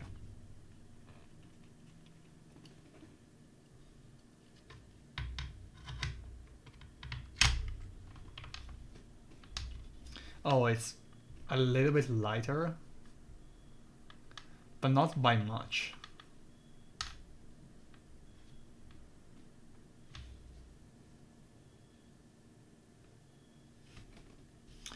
You know what?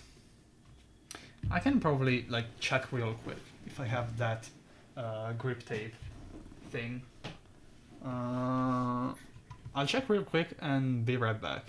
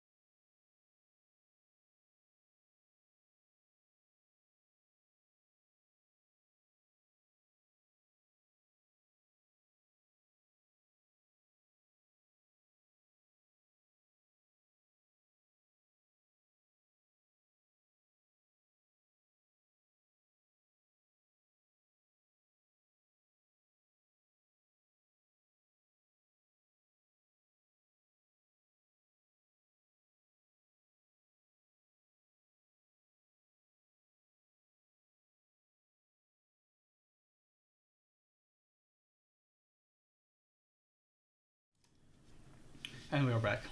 I finally found the tape. That's the good stuff.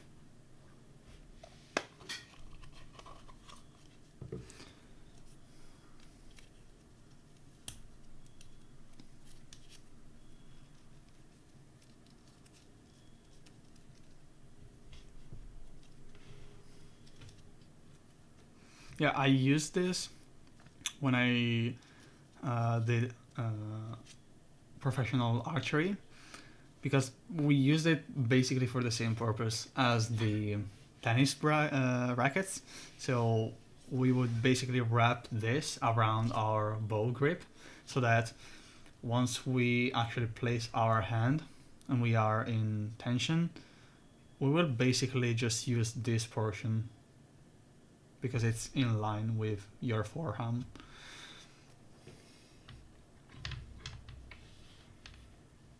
I used like so much tape.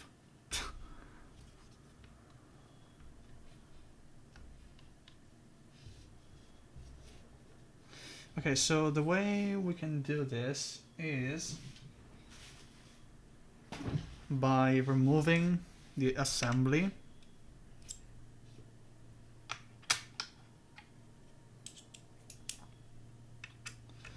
and try to match the plate geometry onto the tape and then cut it.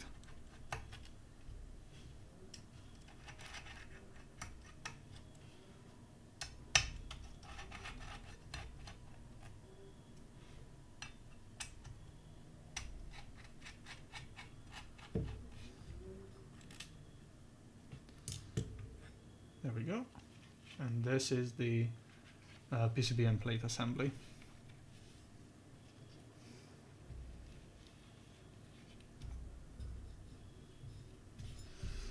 I mean, we can probably get away with just like pressing on it.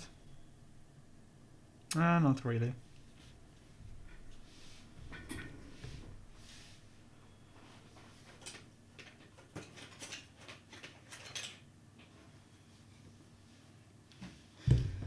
A thing that might actually change the sound probably is if we used plastic or nylon screws, because those don't actually like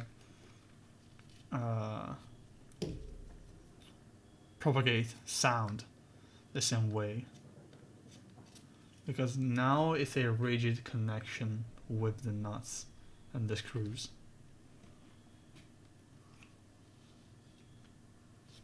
But if you use something more gentle per se,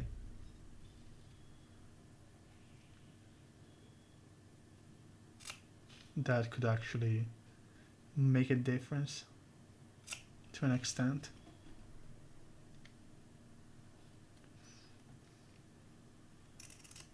We can probably YOLO this. Exactly, Norbauer gasket at home.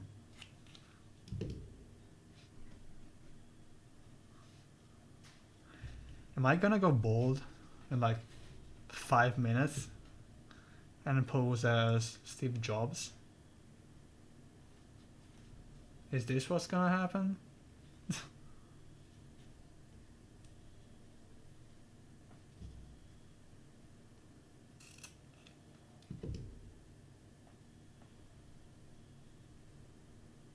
Okay, I think that I just realized is that I don't have a way to actually make a hole.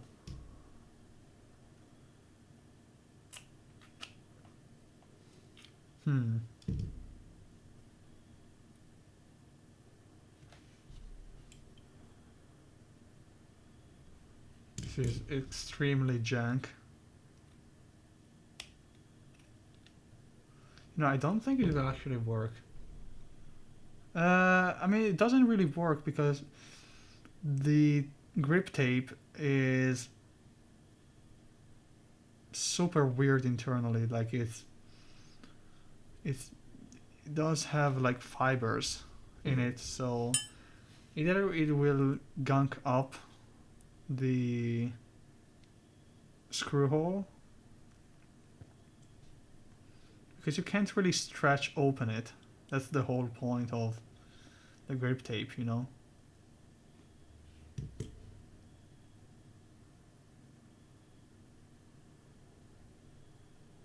Yeah, I don't think this is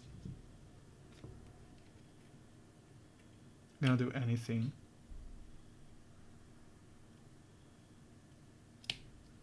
And it's gonna take like forever. Yeah, I'm trying to fold them and cut them, and it does work.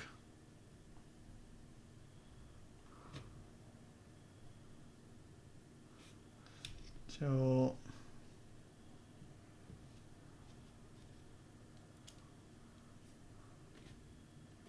let's see if even without. You know what though? It moves. Like it doesn't stay still. What I would do is probably add like a little bit of double-sided tape, like a very thin one, so that when I screw in, it doesn't drag the piece around.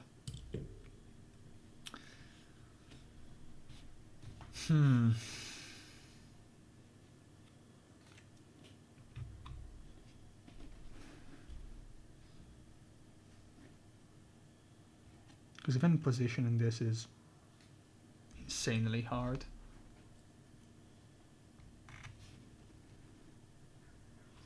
Yeah, it basically just rotates. It doesn't stay still. Okay, nice idea. I'll probably just try double-sided tape when I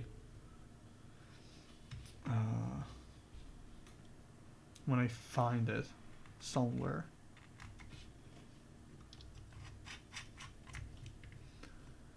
How about plastic washers between plate and screw head? Uh,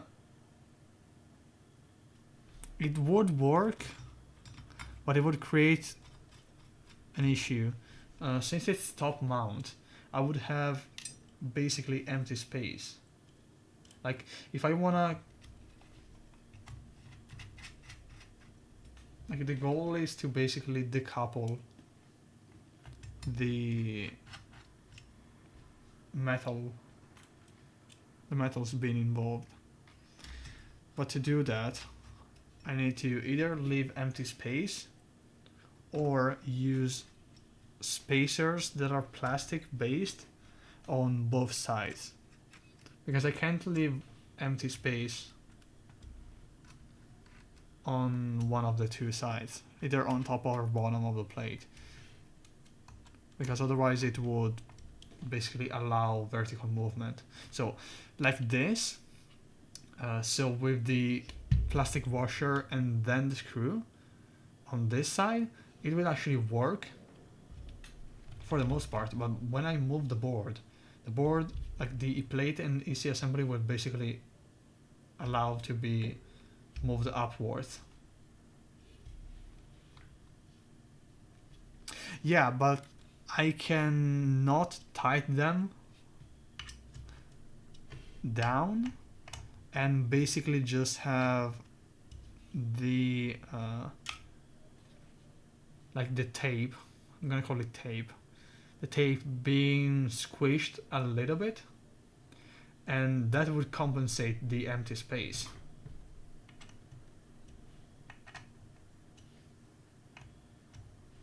Kind of like the Norbauer, like they are still in contact mechanically, but unless you like over tight the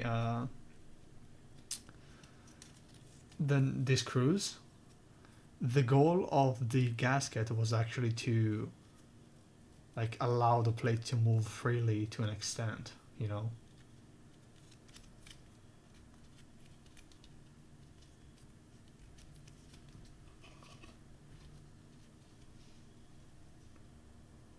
God damn it, you're right. We are going back to Norbauer again. I swear I'm not doing this on purpose.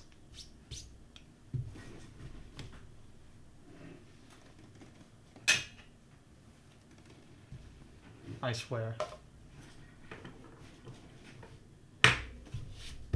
Hey, I'm not sponsored by him, and I didn't receive anything for free, so... Actually, if you wanna be like... God damn it. I'm gonna time out you. I swear. Okay, if we wanna be like fully correct with what we're saying, technically the HG that I have, it wasn't from Norbauer. It was from someone that bought it from Norbauer. So there's a difference, you know. I technically didn't pay him.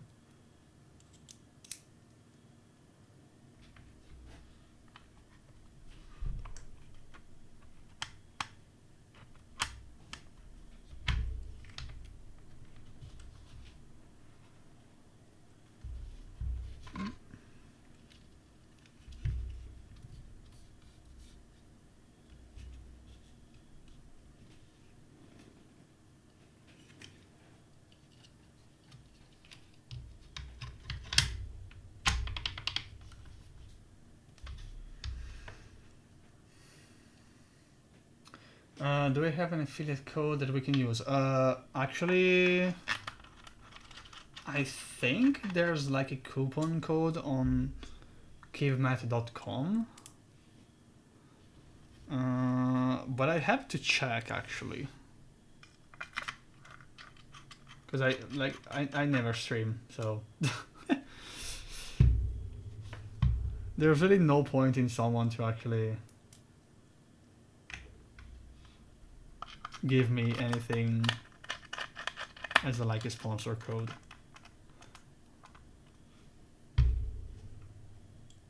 Use this code, Chief X Seneca.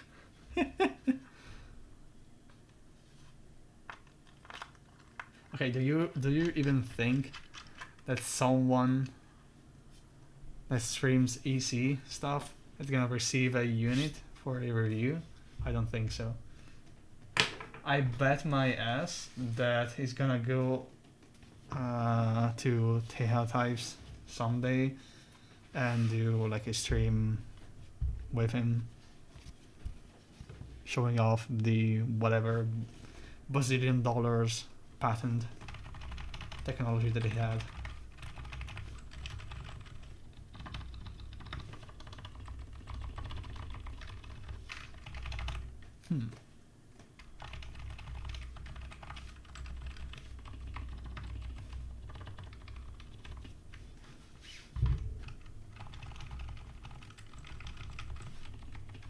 Okay, so the sound changed a little bit, but not too much. I mean, it's not really that big of a mass change, like in terms of weight. So I wasn't expecting anything other than being like basically the same. The board is definitely a little bit lighter, but you can only really feel it if you swap them one for the other. Usually you wouldn't, like, if I were to pick this up in like 5 days without knowing which internal plate was actually used, I would probably like not recognize the difference. So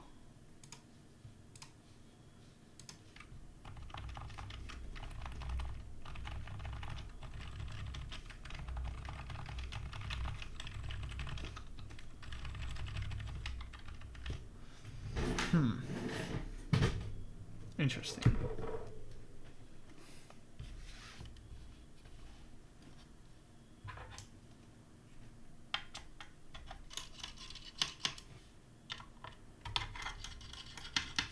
Just because I'm gonna swap back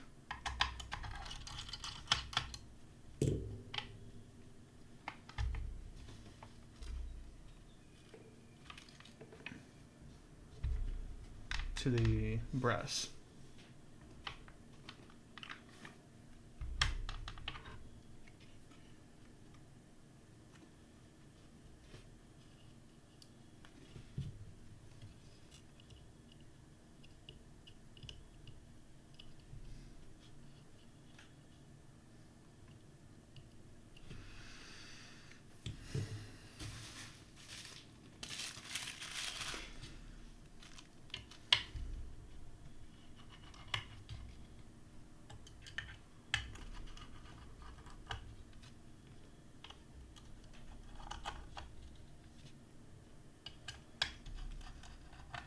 I can actually, before this, let's see if I can find that code for the keep mat.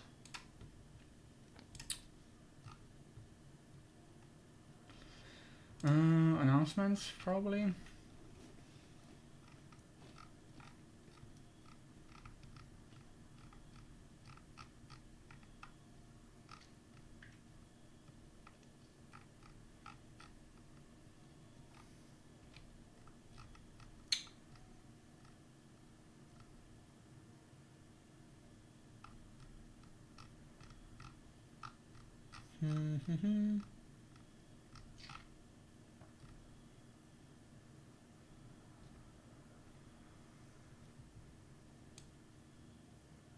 Okay, I'm not sure if the code is still valid, but if you enter this at checkout, I think it would give you, I think like a 5% off discount.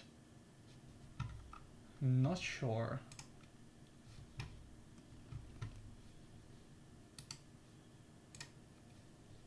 Let me test it real quick.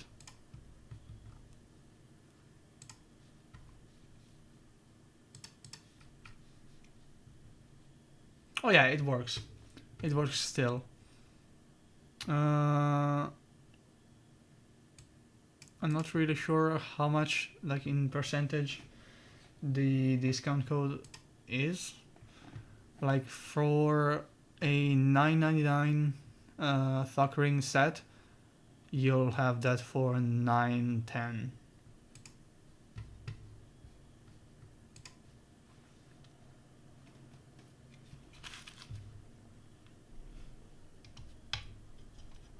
And that's literally the only code that I have.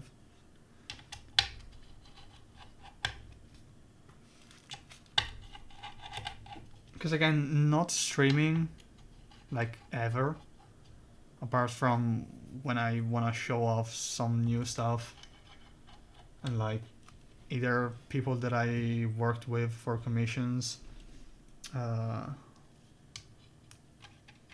like send me a unit for testing and prototyping and stuff. Like there's no like real exposure.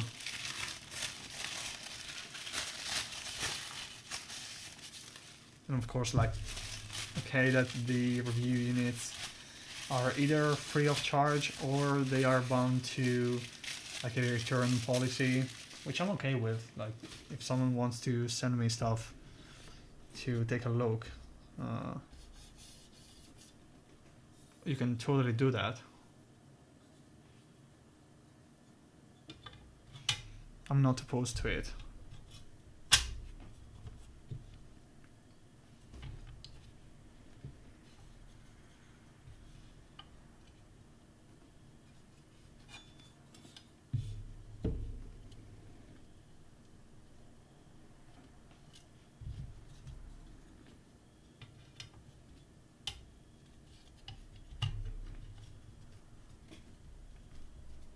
And right now you were exposed to the beauty of my Hello Kitty Razer headphones.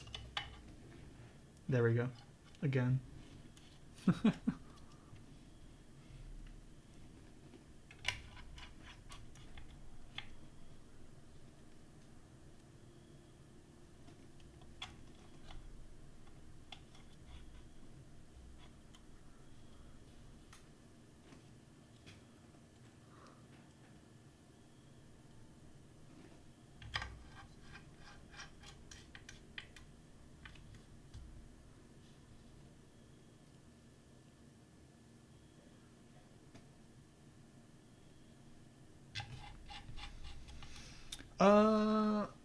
If you want the EC, probably yes, because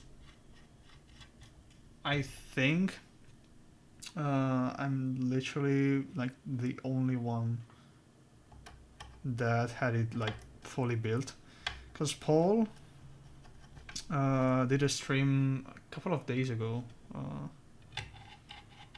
Actually, the day he sent me this unit, but he built it with MX. So yeah, for EC, I think that this is the only stream as of now.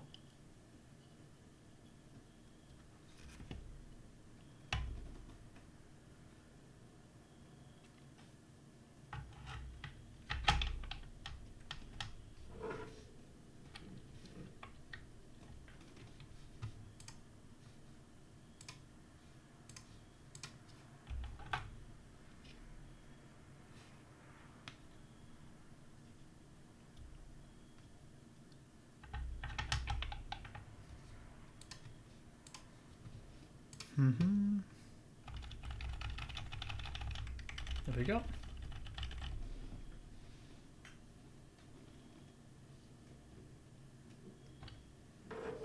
Oh yeah. Yeah, don't worry, it's late. Like it's almost 1 a.m. here, so. I mean, it's not even for the sound test because again, like my setup is like super jank. Like I have a Behringer interface that doesn't work properly. The mic is literally not suitable for like proper sound tests. So, like it's more of for the process and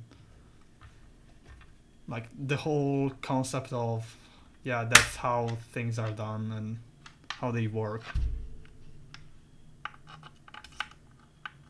It's more for the knowledge of the board itself than anything else. Like even when I will get the HG from show, like I will probably not do a sound test like the couple of ones that I saw recently. I will probably like do an endless stream about how it came to be in the original form and who the guys doing the keycaps were. How I tried to contact them to make a set for me, and they said, "No, what?" So I cried, you know, the usual.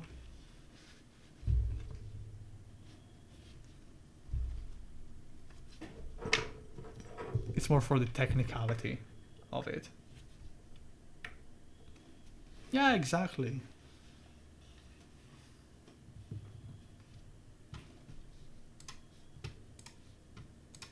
Authorized device. Type B. Key tester works. monkeytype.com. You'll now see another very underwhelming performance of monkey type.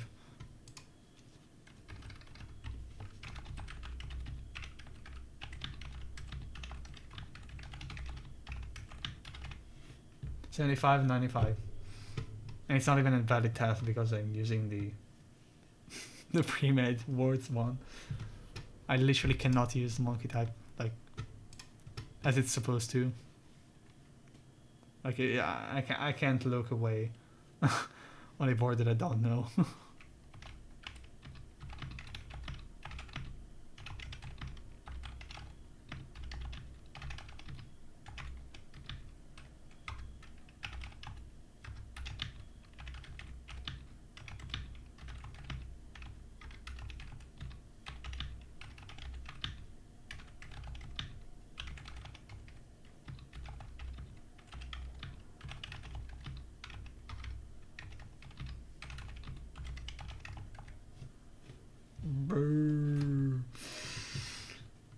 Okay, it's very consistent.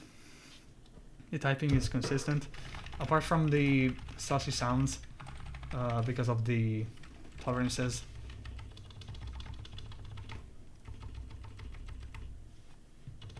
It's very nice.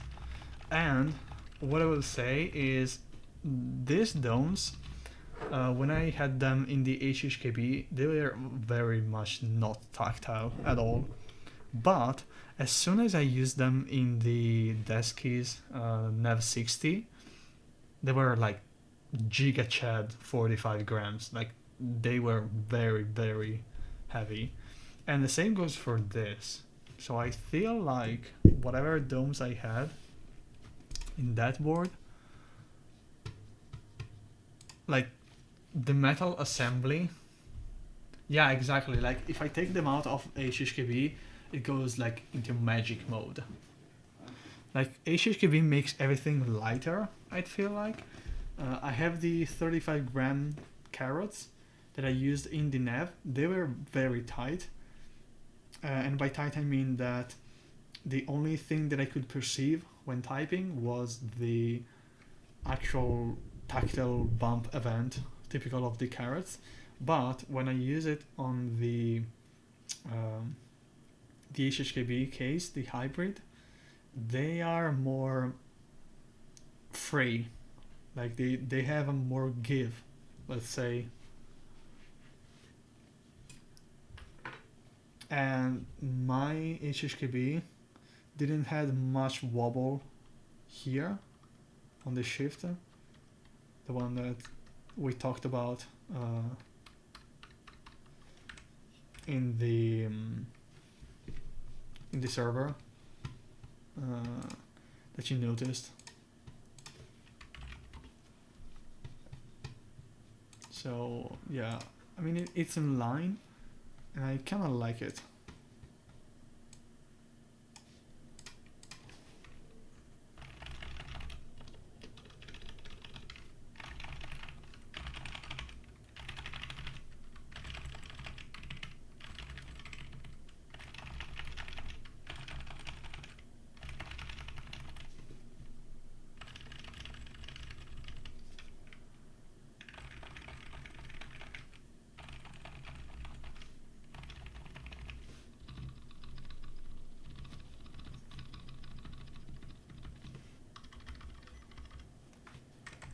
Yeah, I very much like the board. The typing angle is perfect for me. I should try it with MT3, but with OEM keycaps, the typing angle is perfect. Yeah. A thing that I want to try is see if I can use the board, although I do not recommend it. Is if I can use the board on my MacBook. So a quick comparison of the feet placement. The bottom one are kind of in the same area. I'm not gonna test this.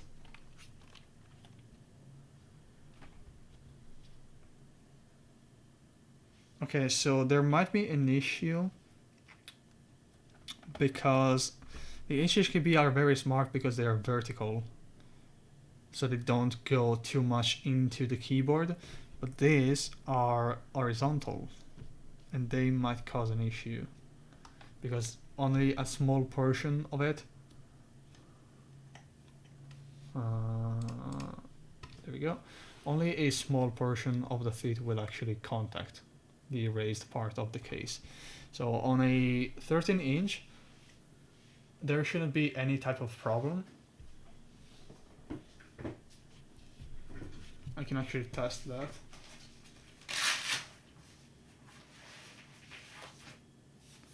So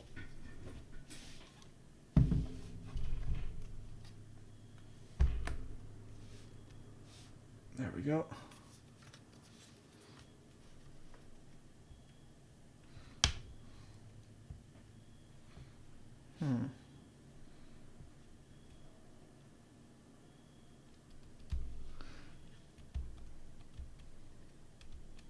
Okay, so it actually types. Like it touches the key. The bottom is kind of okay. But the top, this touches the delete key, and that's an issue. So for sure this will cause issues with the 14-inch. Like that's a guarantee. Oh, thank you very much, Otaku-dan TV, for the raid. Let me do a quick shout out. Let's connect the keyboard so we can actually type. And of course the stream elements didn't work. Shout out at Otaku-dan TV. There we go. Does it work? Of course it doesn't work. Feel free to link your Twitch in chat. We have problems with the bot today. It doesn't work at all.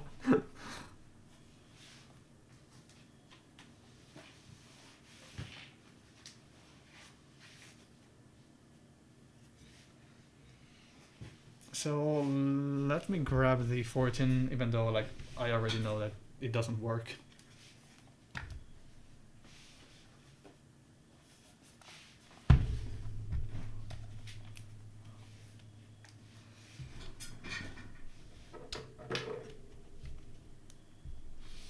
And it's very easy to pick up, both like this and from the sides. From the sides, of course, it's easier because you can simply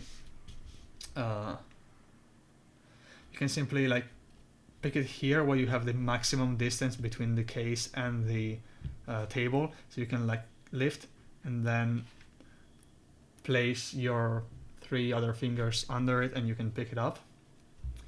But even if you do it like this, you can use 2 fingers, go under, and then you can tip over like this.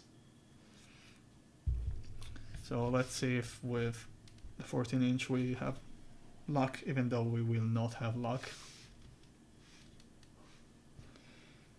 We can probably...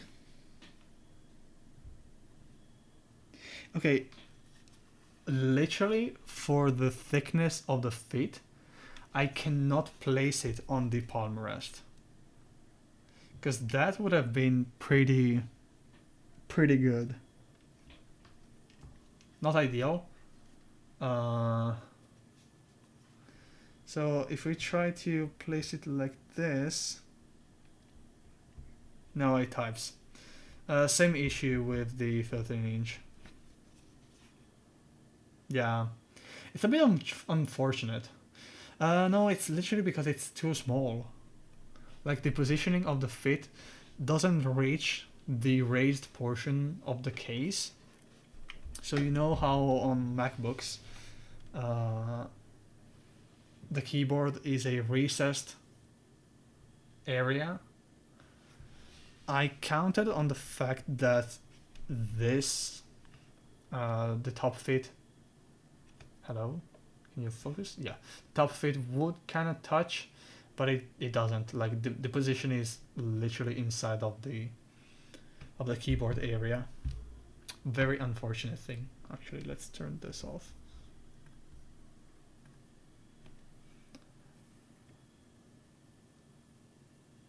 Yeah, that's very unfortunate. I mean, not that I would actually suggest to put a keyboard like this, that it isn't a plastic keyboard. Yeah.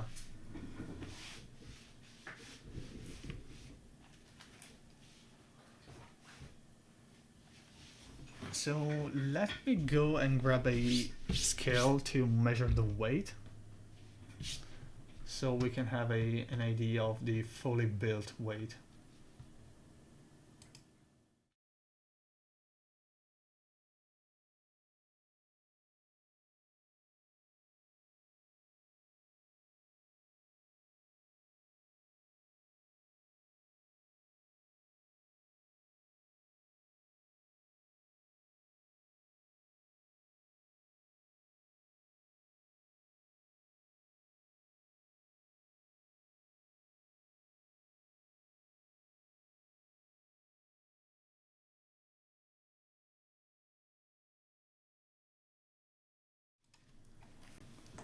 And we are back. So we're gonna use the kitchen scale. So not very precise, but good enough.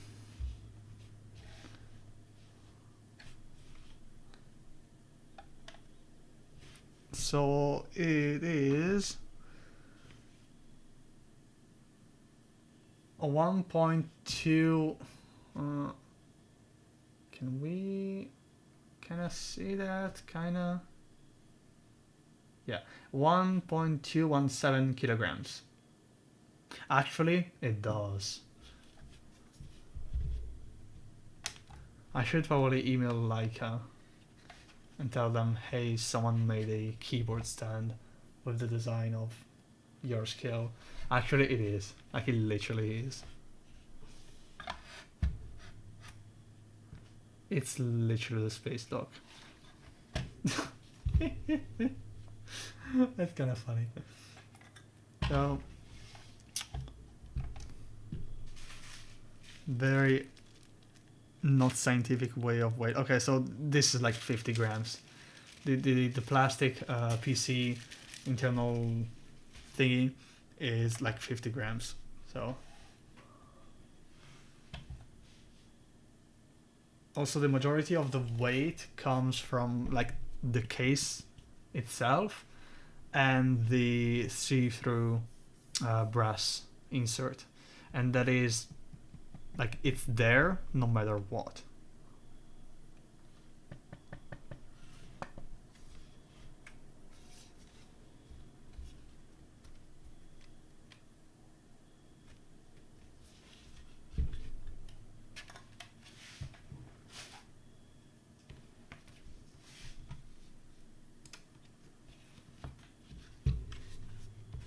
Very nice board, I gotta say.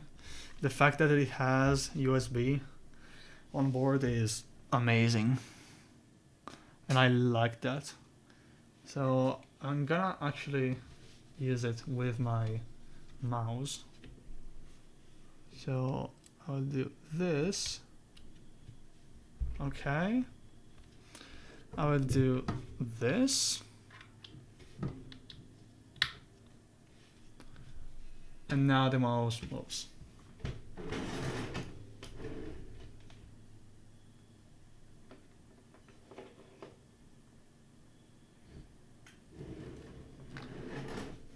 It's so good to have actually a hub on the keyboard itself, because you can always bring stuff with you.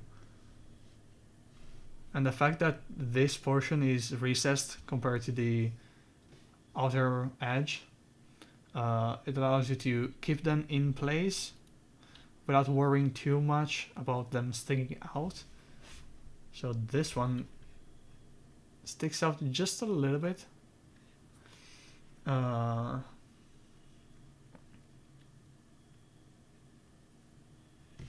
Am I seeing things, or there's actually something preventing the top and bottom case to be closed flush? I think it's only like lighting, because I'm seeing like weird artifacts too in the camera. Like the opening, quote unquote, like the matching part is flush in person on all sides. I think it's lighting probably, because I have the light from the monitor, then a light in my room, and then a light bar on top of the monitor, and it's not directly pointing here, but it's at an angle like 60 degree.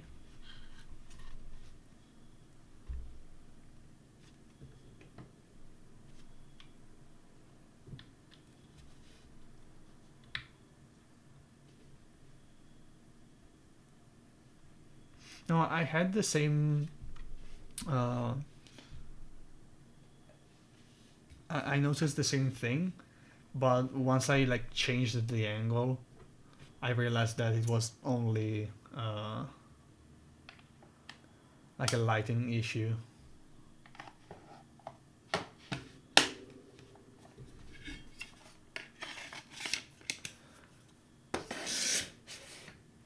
There we go.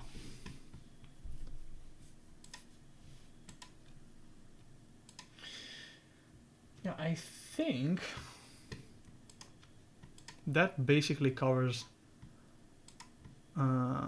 everything, I guess.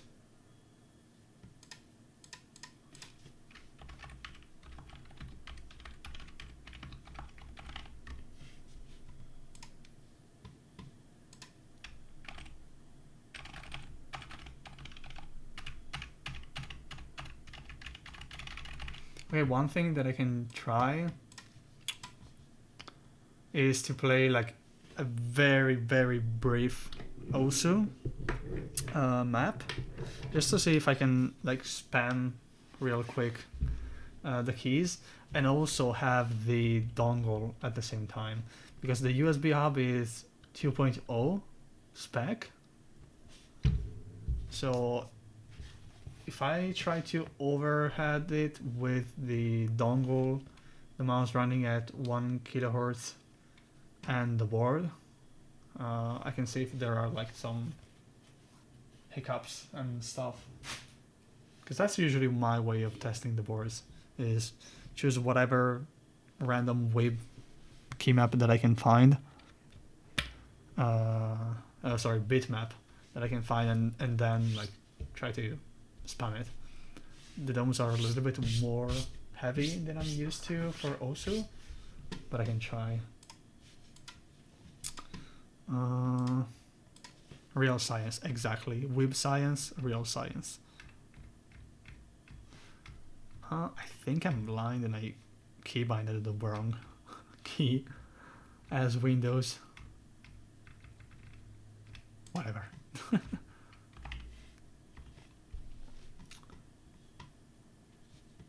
Let's see if I can bring the music down. Oh yeah, the keymap is actually fucked in some way. Because this is supposed to be Alt, and this is Windows, right?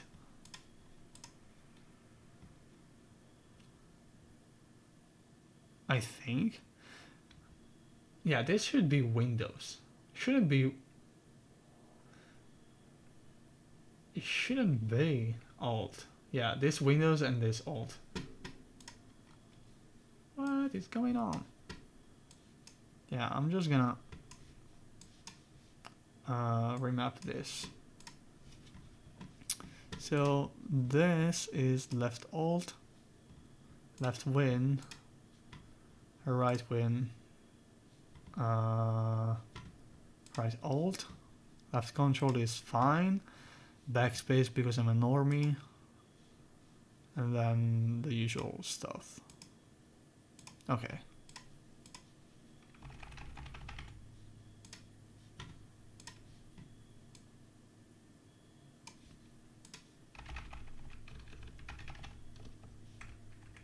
Okay.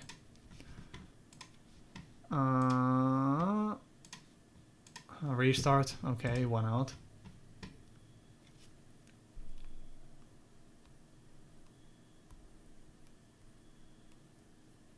And let me know if this sound comes through. I put it very low so that it doesn't overwhelm over the voice.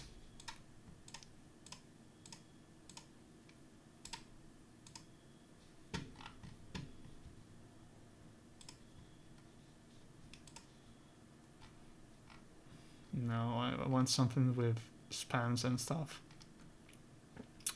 No sound? God damn it.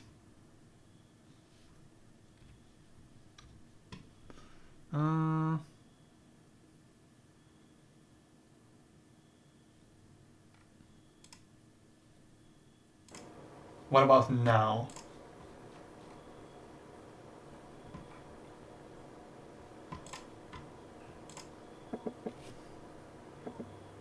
Now it should come through, I think.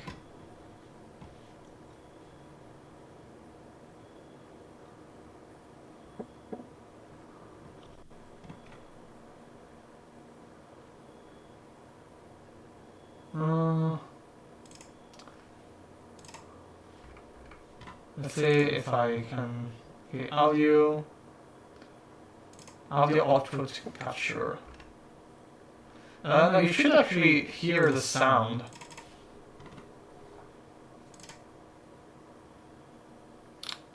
You know what? Wait. Okay, what about now?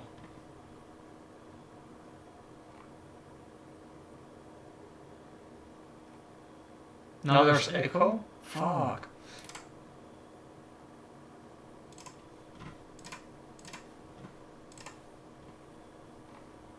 What about now?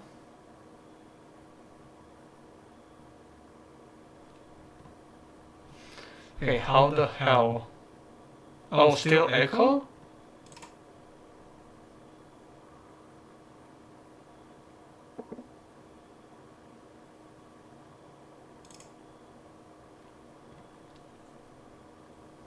Desktop audio. I don't even think I have that.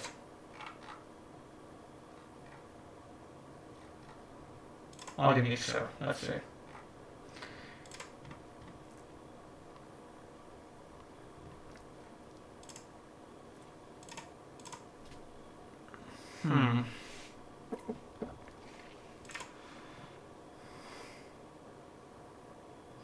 So I think I disabled like everything. Oh wait, I can try application audio capture. And I can point to also.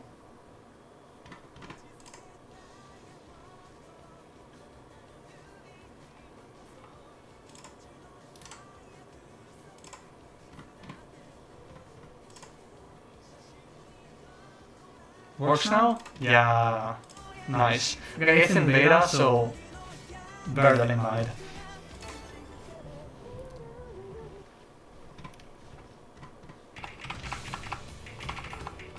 Bro, I'm so bad.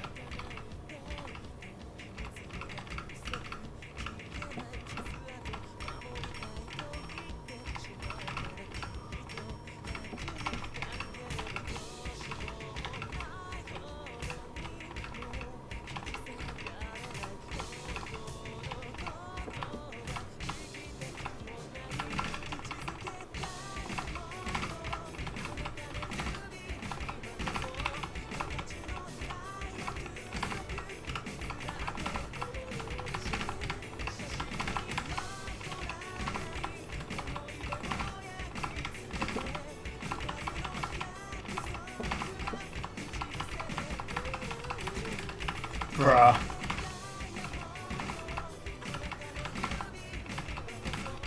Bruh. Okay, so it kinda works. Because the voice, oh yeah, probably because it goes through the same interface.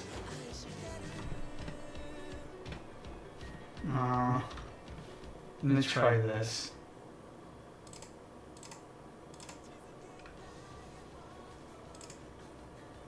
Oh, okay, I know why. Does it still echoes the voice?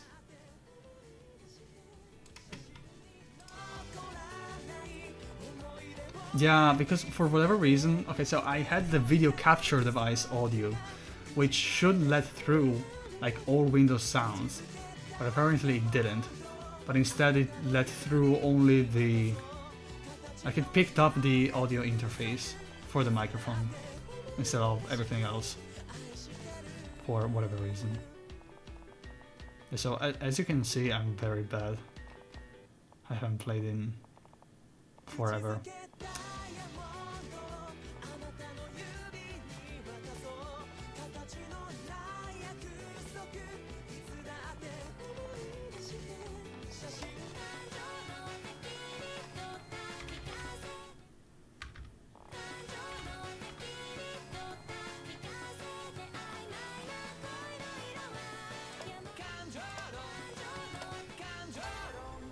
Let's try.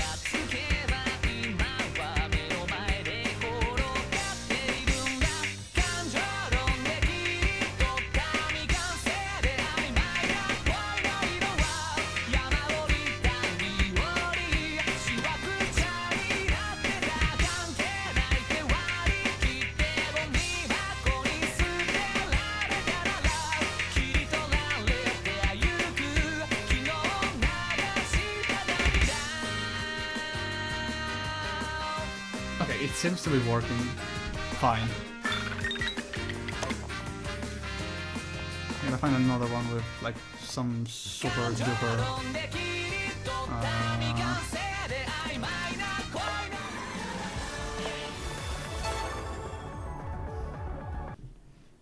Yeah, that's usually what I do.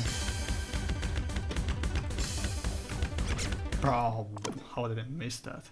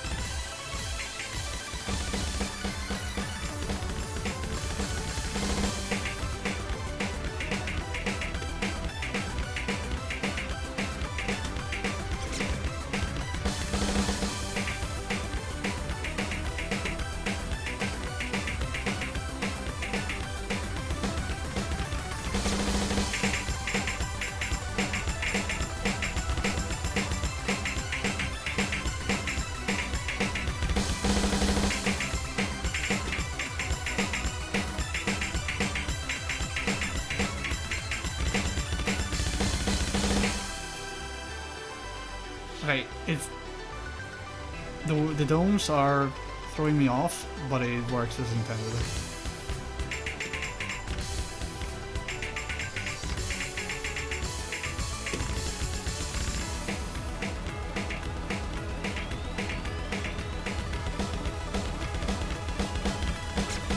Fuck.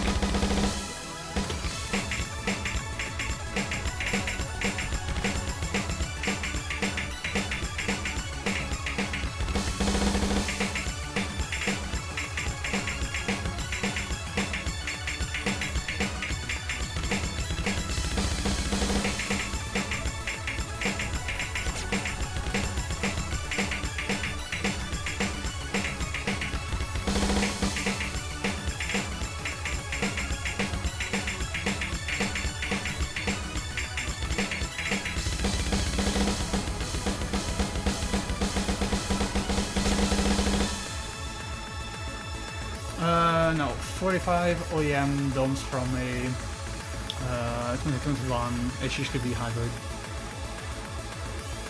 They're throwing me off because on the HHKB they are like way less tactile.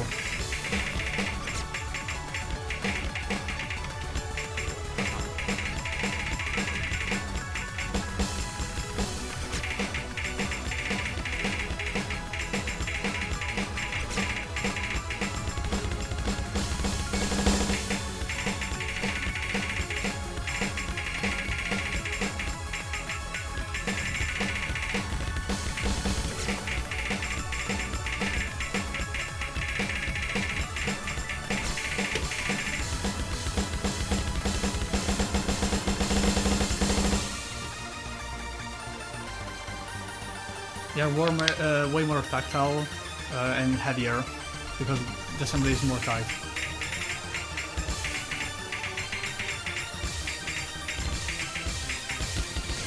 Fuck.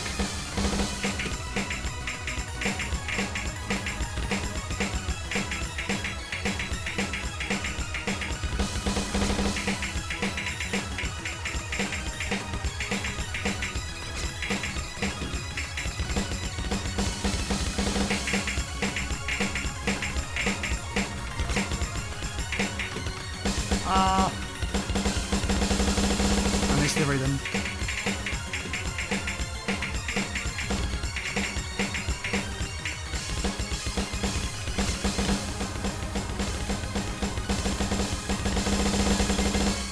Fuck. Worst performance ever. Yeah, I mean, it's fine.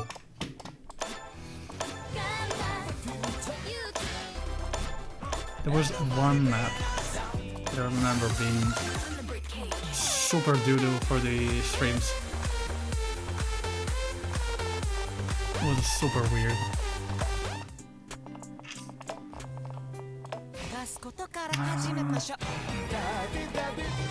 What is it?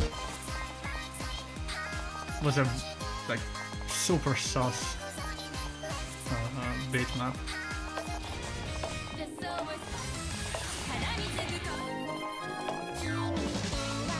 I'm gonna get like copyright strike so much on YouTube for the VOD.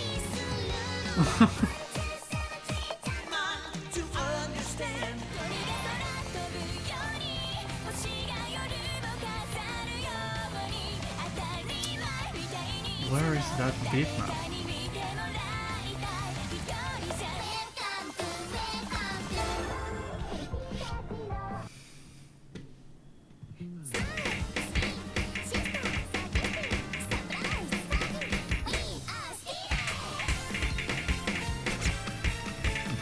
How did I miss that?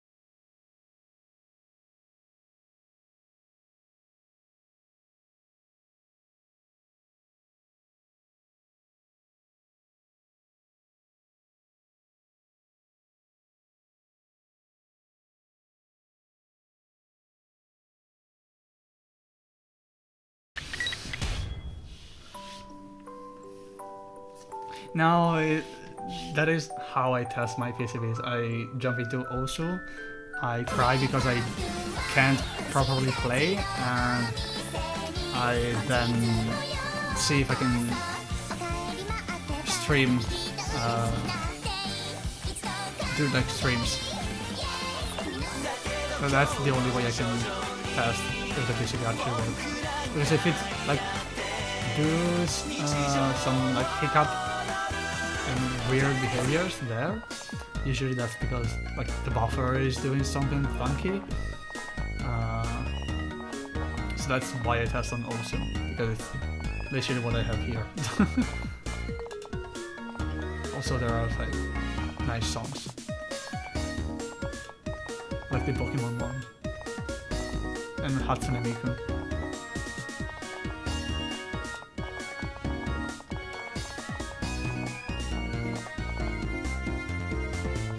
There are so many bitmaps that I cannot open on stream. For obvious reasons.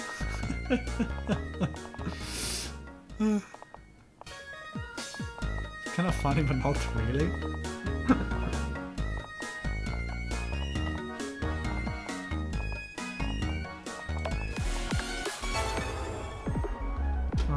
Probably this one, then we can call it a day. Bruh, the timing.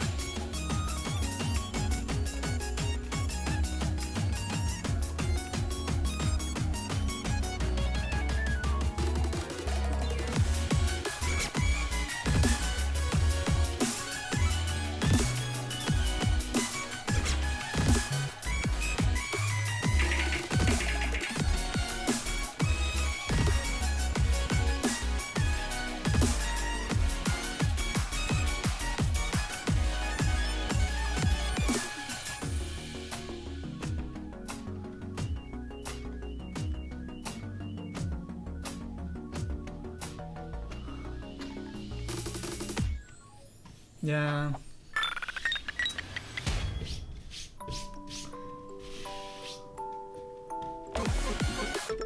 See you next Let me time. out of here.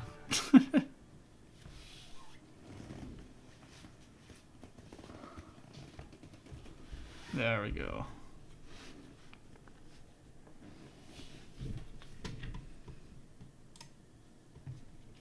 Yeah. So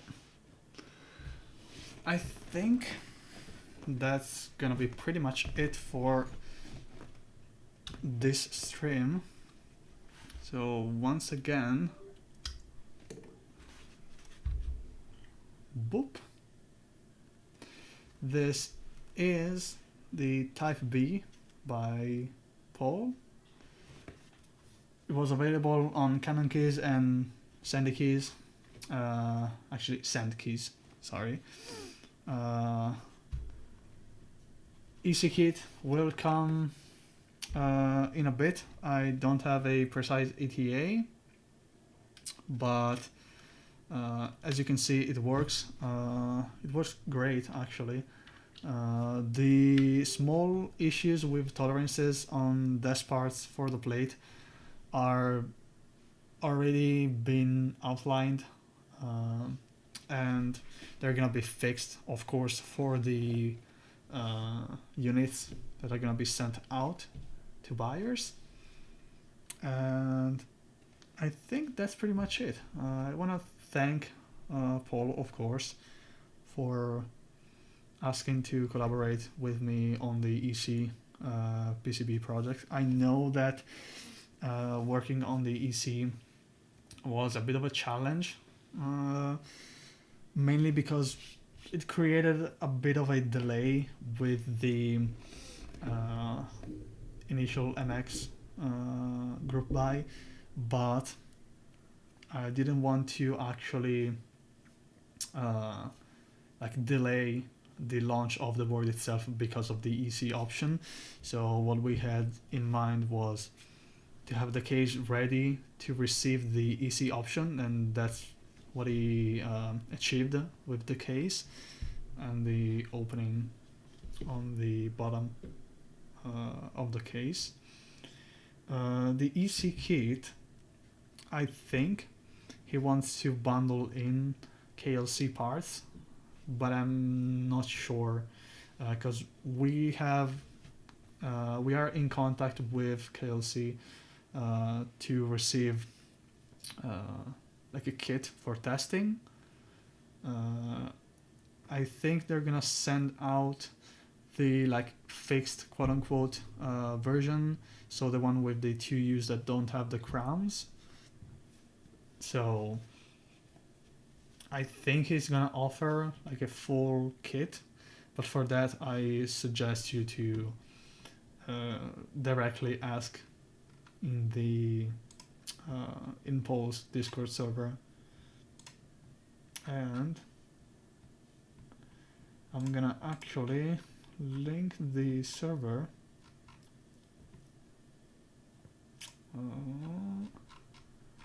Let's see if I have an invite link.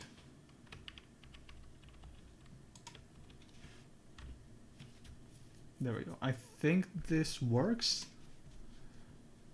So it's like a perma invite.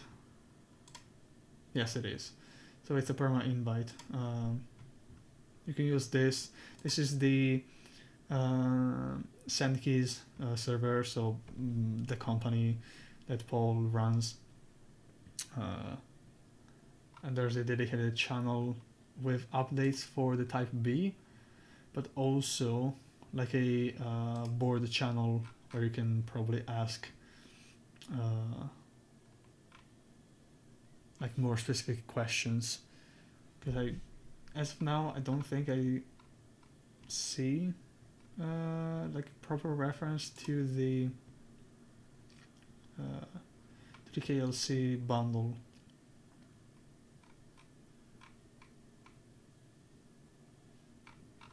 Yeah, I think it's better to ask directly there. What are the requirements for designing MX plus EC? Okay, so in general, what I saw is if you design having in mind EC, then it for sure fits MX. If you design for MX, it's not guaranteed that it will fit EC. So we can do some Fusion 360 moment. Now, actually, no. I need to first open the file because I have NDA files on Fusion.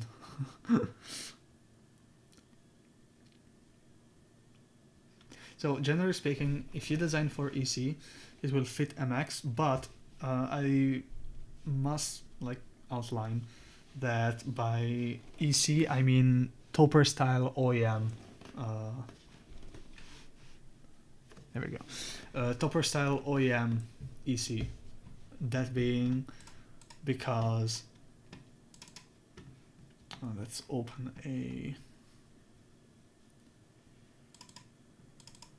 an EC. Mm-hmm.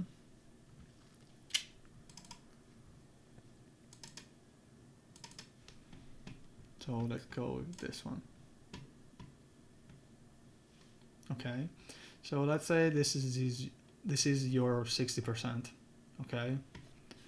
The way I design the PCBs and how I think most people should design them is the outline of the PCB matches the outline of the housings. That because there we go. That because that is the smallest outline that you can do while still maintaining proper specs for the EC assembly. Because if you go a little bit too inside of the housing, then you might have issues with like compression of domes and etc. So first of all, design around the layout and the maximum space occupied by the housing, and that dictates the minimum PCB dimensions. A thing that I do is not protrude the PCB for the spacebar.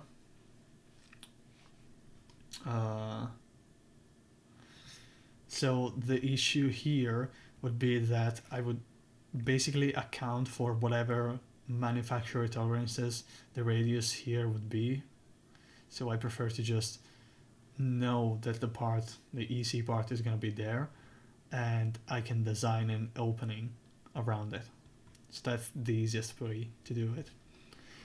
For a thickness point of view, the effective key height, I'm not really an expert on that, but what I can say is that if you measure from the stem cross, then you can use that as an effective key height.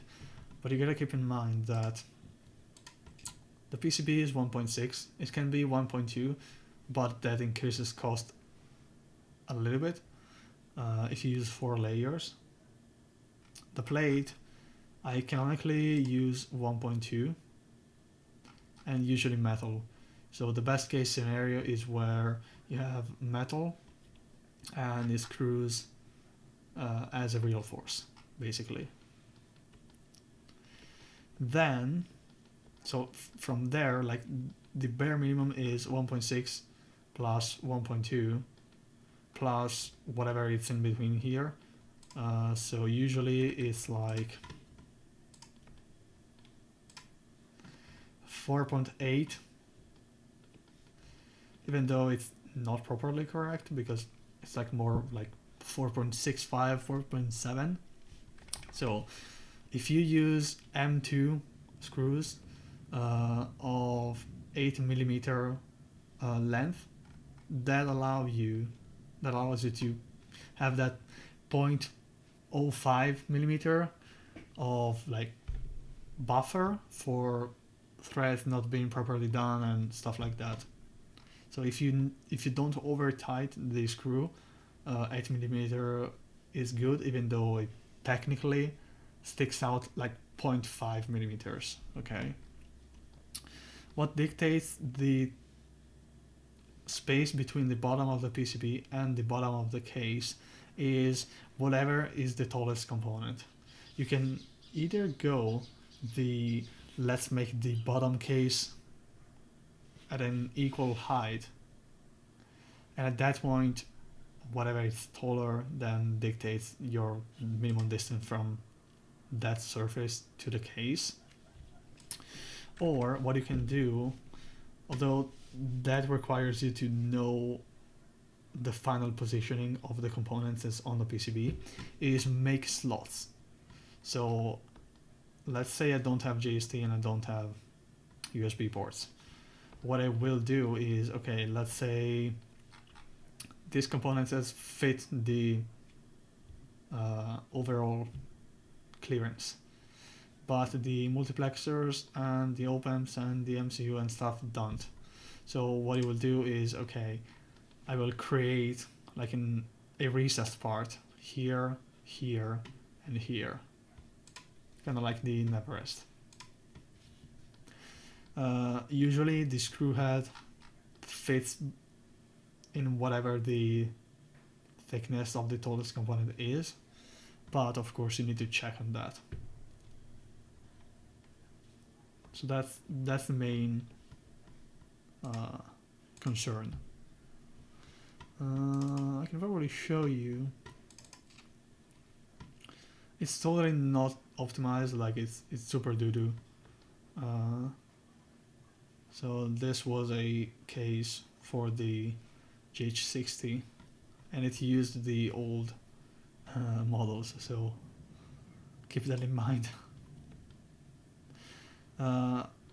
For the opening of the spacebar, depending on where the assembly sits and how you design the top and bottom piece, you might only need to do the opening on one side. So for example, on the Type B, the top side is flat.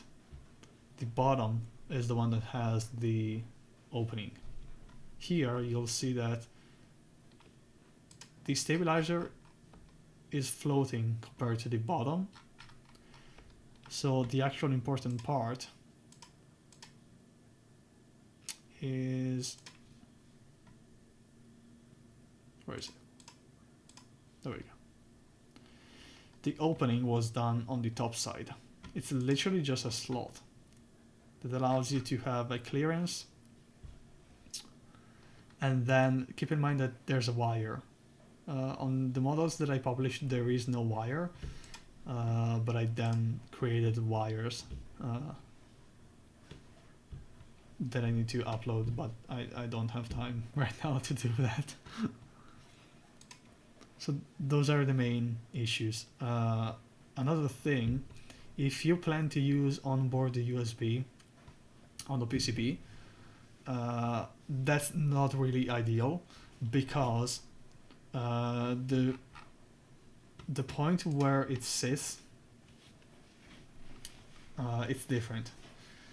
The height of the stack up of EC is different than the MX. So actually, if I remember correctly, if you design a case around MX and then you try to plug in EC with the correct plate and everything, the opening requires basically half of a USB-C thickness to be enlarged towards the bottom. So either you have a big ass opening, or you simply design around a daughterboard, and that is probably the best idea if you want to do both MX and EC.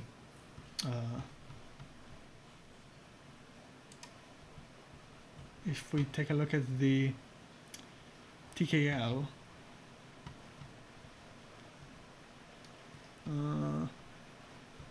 should be somewhere.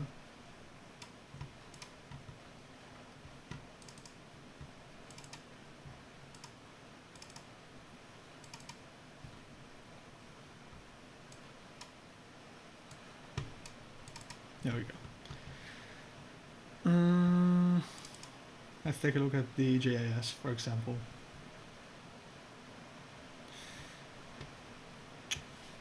So you can do onboard the USB, and actually on the ECTKL, I managed somehow to have the USB port in the same relative position to the center of the switches and the actual distance of the USB. It's very close, but it works. So you'll see here that in this case we don't have protrusion of spacebar stuff, but of course you need to design around what takes the most space, because if you design around this and then you want to use 6U or whatever uses spacebar, then it wouldn't fit. So I know it's counterintuitive, especially from an MX point of view, but if you account for whatever it's bigger, then that's better. That's the key, in my opinion. And if you want to support EC, it's highly recommended, again, in my opinion, then you can do whatever you want, that you design around OEM style parts. Because those are the ones that take the most space, but those are actually the ones that people can actually get more easily. Because I can probably, like, I can do a 10, 12 view spacebar, okay? It needs to be custom, but why would I want to use RGB parts without even considering the I like RGB parts or I don't like them? You can simply, like, buy whatever piece of wire you can get and bend it by hand. So the key here is design around the biggest. Design if you were like America, you know, design it big and bold. That's the philosophy that like people need to design around, you know. Like, oh, I want the internal space to be the same as the PCB. Yeah, but then you need to do the opening. Like, you can do that.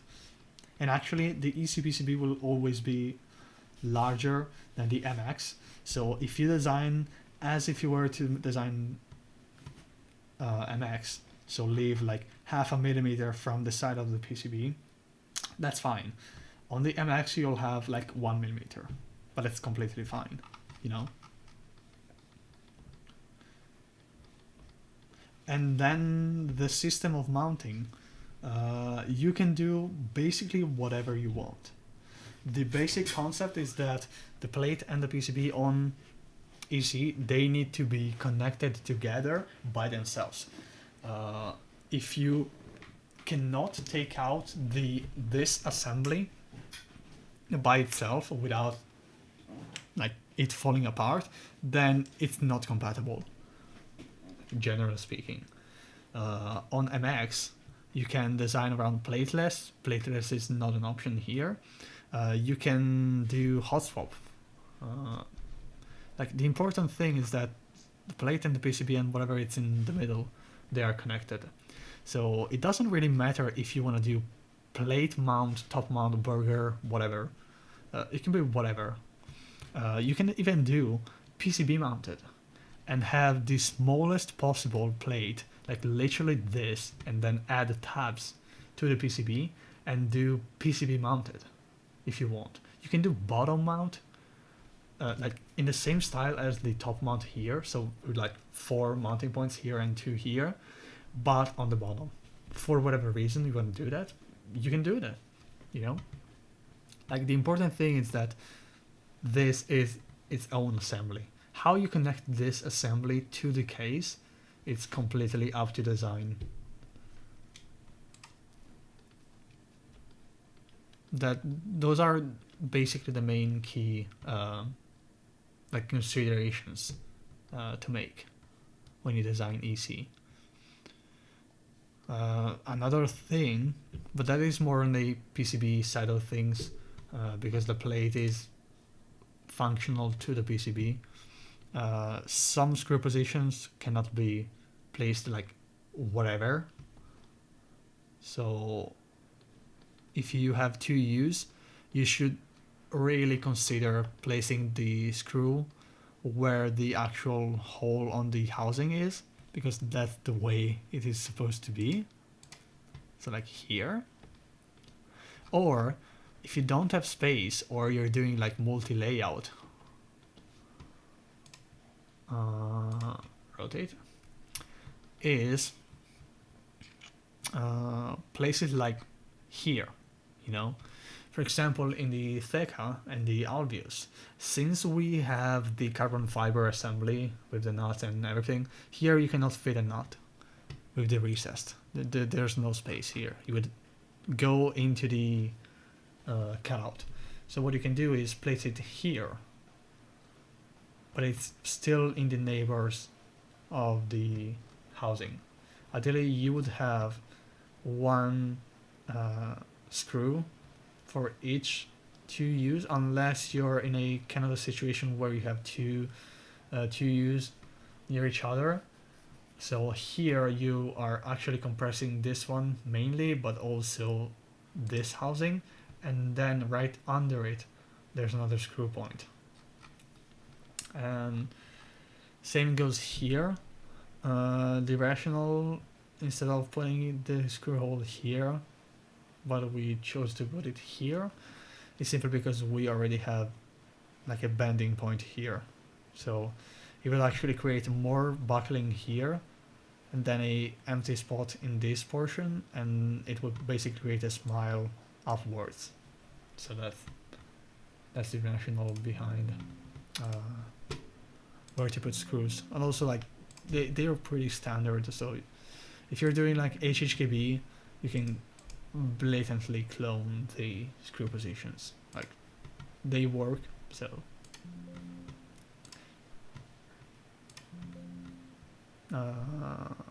update next session, I guess.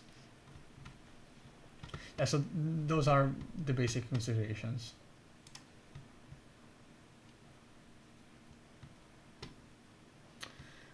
Okay, so I think we are pretty much done.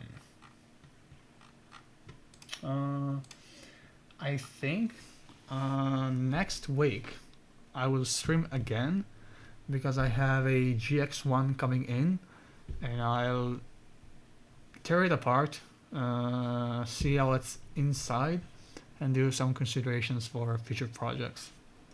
So I'll probably wait to receive infos about that, and then I'll like do my usual ping stuff. Yeah. So thank you everyone that joined today.